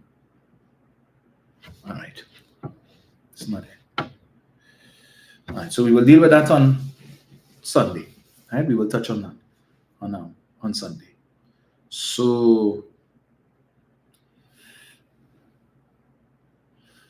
right, so East West is saying, yes, you have to go into Grand Couva to enter the hospital. Correct. When you try to enter through the entrance on the highway, they're telling you, well, they know you're supposed to go around. So you have to take the turn off for Presal and then go all the way around to the roundabout and then come through the back, which is a piece of a drive. And then when you reach by the gate, the security, they have the cones in front, so you have to stop by the gate and tell them who you're going to and what you're going for, and then they have to call and all that. And anyway, yeah, but it is an inconvenience of people who don't have, if you don't have your own transportation. Going to and coming from is an inconvenience. but they're boasting about that hospital. It's so great and all this kind of thing. Well, I'll go and take a look at the Arima Hospital now. Visit the Sangre Grande Hospital now. I told you, I think I remember about a colleague of mine who, I don't know if he's still there. He probably left by now, but he had done a surgery recently on his hip, and there were some complications that happened, and resulting in I think sepsis or something like that. And they took him to the Grande Hospital, and he was there in the ICU. And for a time, it seemed as if it was going to be touch and go, because we were getting regular updates from his family, and they were telling us it wasn't looking too good.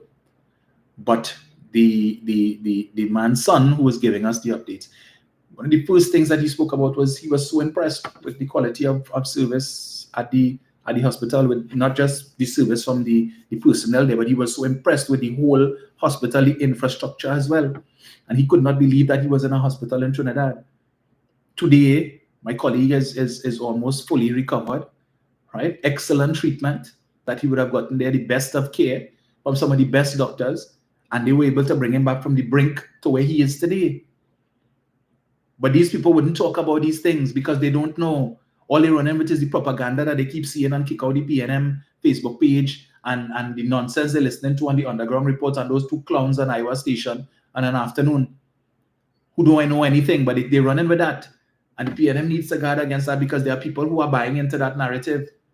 As I said, walking the constituency, you encounter some of these people, it's like they're angry, they're vexed, they just seen you come in your red jersey. One guy yesterday, now my thing is, I am not, even though some of my working team, the people who go ahead to speak to the people to see if they're willing to talk to me, once they get that vibe from the person, they might just pass. So if I don't see anybody standing in front of the house and I'm seeing a householder there, that's my cue to know they don't want to hear you. They don't want to talk to you. So, but I'm saying, you know what? I'm still going to approach them, because the first thing they will say, they will stand. Now, if you're not interested, you might go inside your house. But all of a sudden, they're finding little things to do, right? So they could remain outside, but you could tell from the facial expression and the body language where they're coming from, right? So I said, you know what? I'm not going to bypass them. I will still approach the house, and I will introduce myself. And it may be that they're just looking for the opportunity to say, watch, they come and they pass straight. They even know. So I'm not giving them that opportunity. Even if it means that you want to cuss me out and try to embarrass me, no problem. I will just say, good afternoon. My name is Dominic Romain, and I'm the PNM's candidate. I was just in the area today meeting with the persons, to introduce myself and to hear what some of your concerns may be.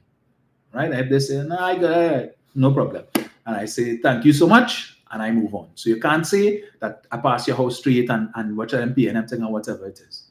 I'm willing to risk the ire. So like yesterday, we ran into a guy. He was sitting out in his yard in front having dinner, I guess. And so he sees us coming, and he said, "Where's this PNM?" All right. He said, "Come." You open the gate. Come inside. And man, he started. The man was upset, vexed. And what are you vexed about? He wants a street light. He complaining about the condition of the roads. And I keep referring to it as low-hanging fruit. There's just some little potholes and things that could be easily fixed. He's upset about that. There was something else, because he said he made representation for the street light, and the lights are out, and early in the morning you have young women, sometimes with children, who are heading out, and it's unsafe in the dark and whatnot. He spoke about them needing some sort of facility for where persons cross on the highway there, that it's dangerous. And if it is now, I don't know if the possibility of them putting a walk over there, but it is certainly something that I would want to look into for the benefit of persons. And then sometimes simple things like little drainage, but the man was vexed. He ain't cuss, but he was angry. And he's saying, you need to earn the vote. Don't just come and all you're looking for vote, and then after that we ain't seen all you're making promises. I ain't not making promises to anybody. But I said, I don't know what the situation is until I get in there. And I don't want to, because I know that these things mean a lot to you, right? While it may not affect me, I understand it means a lot to you, and I don't want to make you a promise and say, well, the candidates say, I know that they empower that I expect to get these things. Because there's a lot of bureaucracy that even though the MP may be genuinely trying to get these things done, they are going to bounce up bureaucracy, as I've been told. Because I have some of the councillors who work with me, the older men, and they tell me the challenges that are faced, that the MP faces with respect to the corporations, where they are responsible for certain things. Drainage might seem simple, right? But these things cost money, which they may not be willing to give priority to when they look at the low number of persons who may benefit from. So they would see, okay, putting a drain here just benefiting 3 people, but to put this drain might cost X amount of money. We could spend that same amount of money on a project that would benefit 15 people or 20 people. Do we really want to give priority to something that is going to only benefit 3 people? So they will come and they will send the engineers and whatnot, and they will take a look and they say, we'll come back, and then they don't. So it is left to the MP's office now to keep pressing and pressing and pressing and hope that maybe if you can't get it at the corporation level, that perhaps the Ministry of Works could do something to bring some sort of relief, because some people complaining that water backing up in the yard. They had a drainage before, and then somebody come and build and block the drain. But these things are important to these people. So you cannot just dismiss it as, So these are some of the challenges that you face. But as I say, treat with the low-hanging fruit first. And the bigger issues, that might take a little more time. But once you keep in contact with the people and let them know, we haven't forgotten you. Right? We're working on it. This is where it has reached. This is who we've spoken to. This is what we've been told. And we will continue to press for it. And they will appreciate that. Rather than you come and you promise them and you shake hand and laugh and whatnot, and then they never see you again until the next 5 years. So I get involved for things that I didn't even do, because the councillor not doing his work. And they come and tell me, remember the councillor this and this councillor is a waste of time, and the councillor this. Amount of complaints that I've gotten about the councillor. Too many to mention. But I get cussed because they're not seeing him. He not working with me because he'll get cussed. So I have to bear the brunt of what belongs to him. But I sign up for this. So what can I say? I come for this work. Sign me up. So I had to take it and see how best I can address it. Even if it means I have to lean on other councillors who may be able to whisper in their colleagues' ear or see what could happen at the council level to bring some level of relief to the people. Right? There are people who have immediate needs right now. Sometimes they're saying they just want help with some food or whatever it is, So we assist them. We were able to put together 25 hampers. So yesterday, as we went around and persons indicated, we were able to assist them. Some persons will get food vouchers, because rather than giving them stuff, give them the opportunity to be able to get what they want. Right? So they'll just hand them a hamper with this and that. And yeah, I mean, it makes sense. But sometimes these people, they know what they need. So if you could give them a voucher instead, and they could go to the grocery and they could pick up what they want and what they need, it helps. Yeah, and it's not a bribe. It's not a bribe, as far as I see. The people genuinely need help and they appreciate it. So that's what we're trying to do. Bring a different type of representation. Because from what I understand, that was how Lisa used to operate. Right? She would try to move heaven and earth to be able to assist people. And when it is that there were certain things that were taking longer, projects that people really, really depended on. And I know from talking to Lisa, she would tell me these things cause her sleepless nights. Because the people calling and she's not going to ignore the call. But there's only so much you could do. And that's what we need to help people to understand. It's not that they don't want to help you. There are some MPs who just there for the money, right? Some of them who just there for that. But whether it be MPs or councillors, you sign up for the work. I don't plan in 5 years from now to go back to the same people who you talked to and indicated you would try to assist, and then you didn't, and then you expect them to come and give you a vote again. That don't make no sense to me. Right? So folks, permit me to leave it there. Yeah.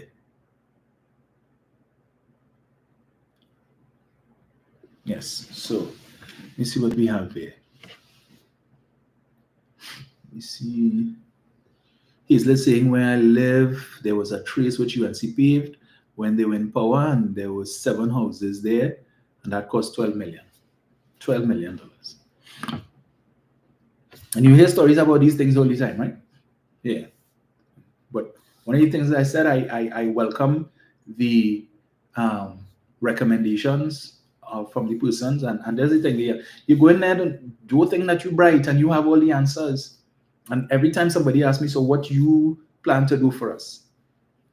And my mantra has always been prescription without diagnosis is malpractice. I cannot, if I'm a doctor, or if I go to the doctor And as soon as I walk in the doctor's office, he hand me a prescription and say, hey, take that. He ask me no questions, you ain't take no tests, you now examine me or nothing, but hand me a prescription and say, take that. I'm not going to take it. So in the same way, I can't come to you and tell you, well, I'm going to do this and I'm going to do that. Perhaps I could mention things that based on what have been told to me from the other persons that I've met, and perhaps the most recurrent decimal, I could speak to that issue. So where people are talking about they want amenities for the youth, opportunities for the youth, employment opportunities for the youth, recreational facilities for the youth. We've been able to identify in some areas land that is there that has facilities on it, but these facilities are run down. Something as simple as a basketball court, and all the people are asking for is lights. The lights are there, but it's not functional. Simple things that TNTech could come and fix.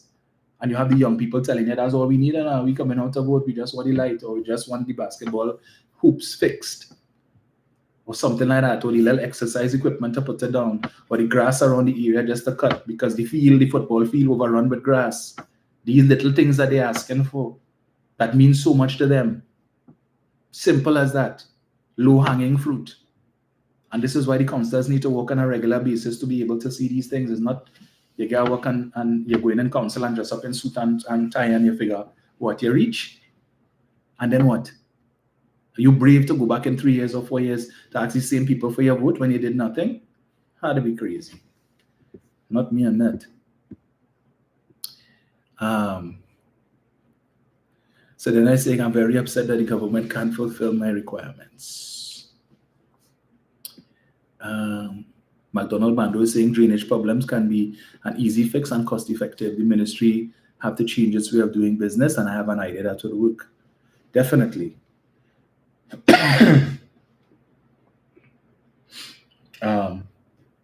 Yeah, well, I'd be willing to listen, McDonald. I think Stuart Chung is willing, and this is one of the things he from what I've heard him say so far, my interactions with him, that he intends to take a different approach, a more consultative approach with the people. And that's what you need to do. Talk to the people. Talk to them, keep in contact. It may not be always... So Cyril Meyer says lights on the recreation grounds are under public utilities. Yes, so I would have had a conversation with the minister on that matter. So, and you're correct, Cyril. Some of them could just, because they have people yesterday at the turning ceremony, there's a lady by the name of Miss Ali, who's a director at WASA. The amount of praises that this woman has gotten, in particular from the councillors who say they just pick up the phone and they call her Miss Ali, so is the case this area, whatnot. And she addressed it one time. She inquires what's going on with this area, why these people are getting water, and they do what it is that they need to do. Right? So that's certainly a number of times, and to save on my phone, because she seems to be a resource, and Marvin Gonzalez is more than willing, once you reach out to him, to be able to assist with these things. Treat with the low-hanging fruit first. And once people see that at least you're making an effort to do something, you will get some forbearance. You get some forbearance, but that's what it is that you have to do. Donna Seeley saying, where I live, the road is a bogus, big holes. Where is that, Donna?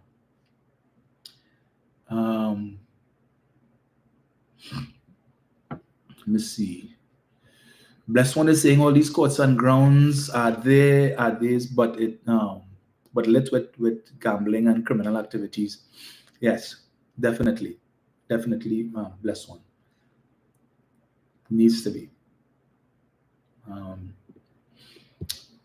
Vincent Bachelor is saying, what will be your portfolio and responsibilities if you were to get elected?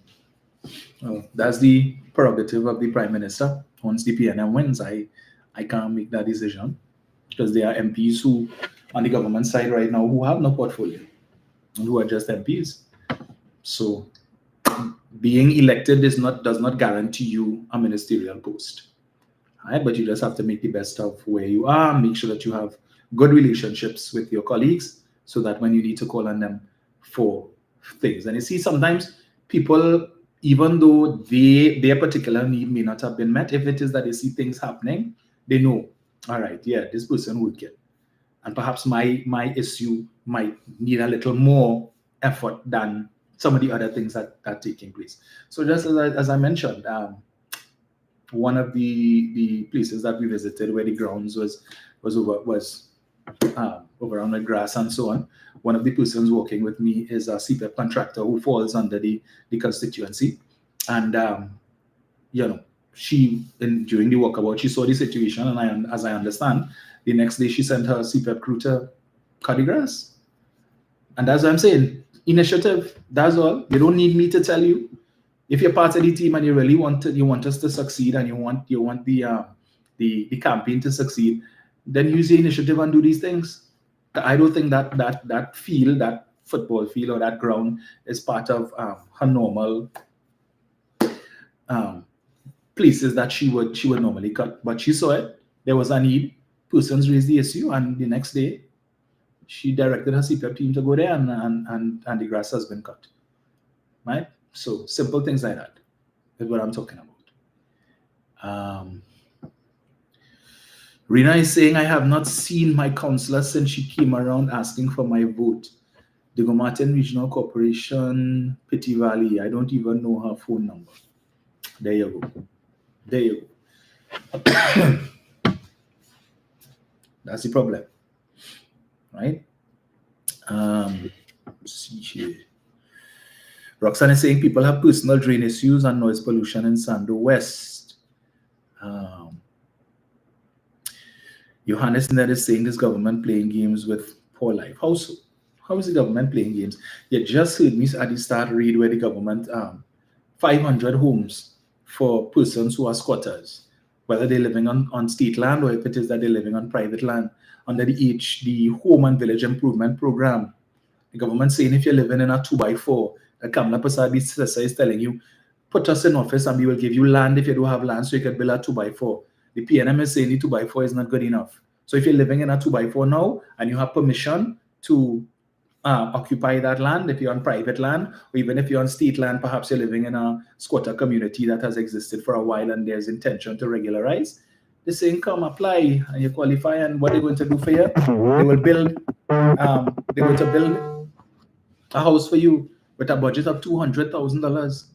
And if it is that all they're asking you for is sweat equity, get your friends and your family to come and assist to provide labor so we don't have to spend money on labor. And the money that would have gone into labor could be used for other things. So if you have friends and family, or even if you yourself have some skills, you might be a mason, an electrician, a plumber, and you could do that work for yourself, better said, that money doesn't have to be spent to pay somebody to do that and you save your money. That's what they're saying. But the budget was increased from $150,000 to $200,000. You're getting a starter home, 2 bedrooms, indoor plumbing, right? So your toilet and your bathroom inside, you don't have to use any latrine. As I mentioned that, I remember yesterday, Rai Ragbi was saying that, he in some areas in his community, in his constituency, Komoto Manzanilla, you have people with, to use his word, pristine homes, if you see nice big homes. But when you go inside and look at the back, they have 2 latrines in the back. So he said he was talking to one of the guys and he said, but you have this beautiful home, what going on? Why? What's with the latrine? I said, you have 2, one for male and one for female. And the guy told him, listen, water is a problem in this area. So when it is we don't have water for weeks, how we flush in the toilet? So we have to use that in the interim. And now relief has come to them. And so there's no need for that anymore. So Rai mentioned, he was telling Marvin, he said, so now I know the government has the latrine eradication program, so we could look forward to that in the constituency as well for persons who have that, right? Hello, good morning. Hi, morning. With me again. One sec, Carol. Let me put back on this thing. I didn't realize it.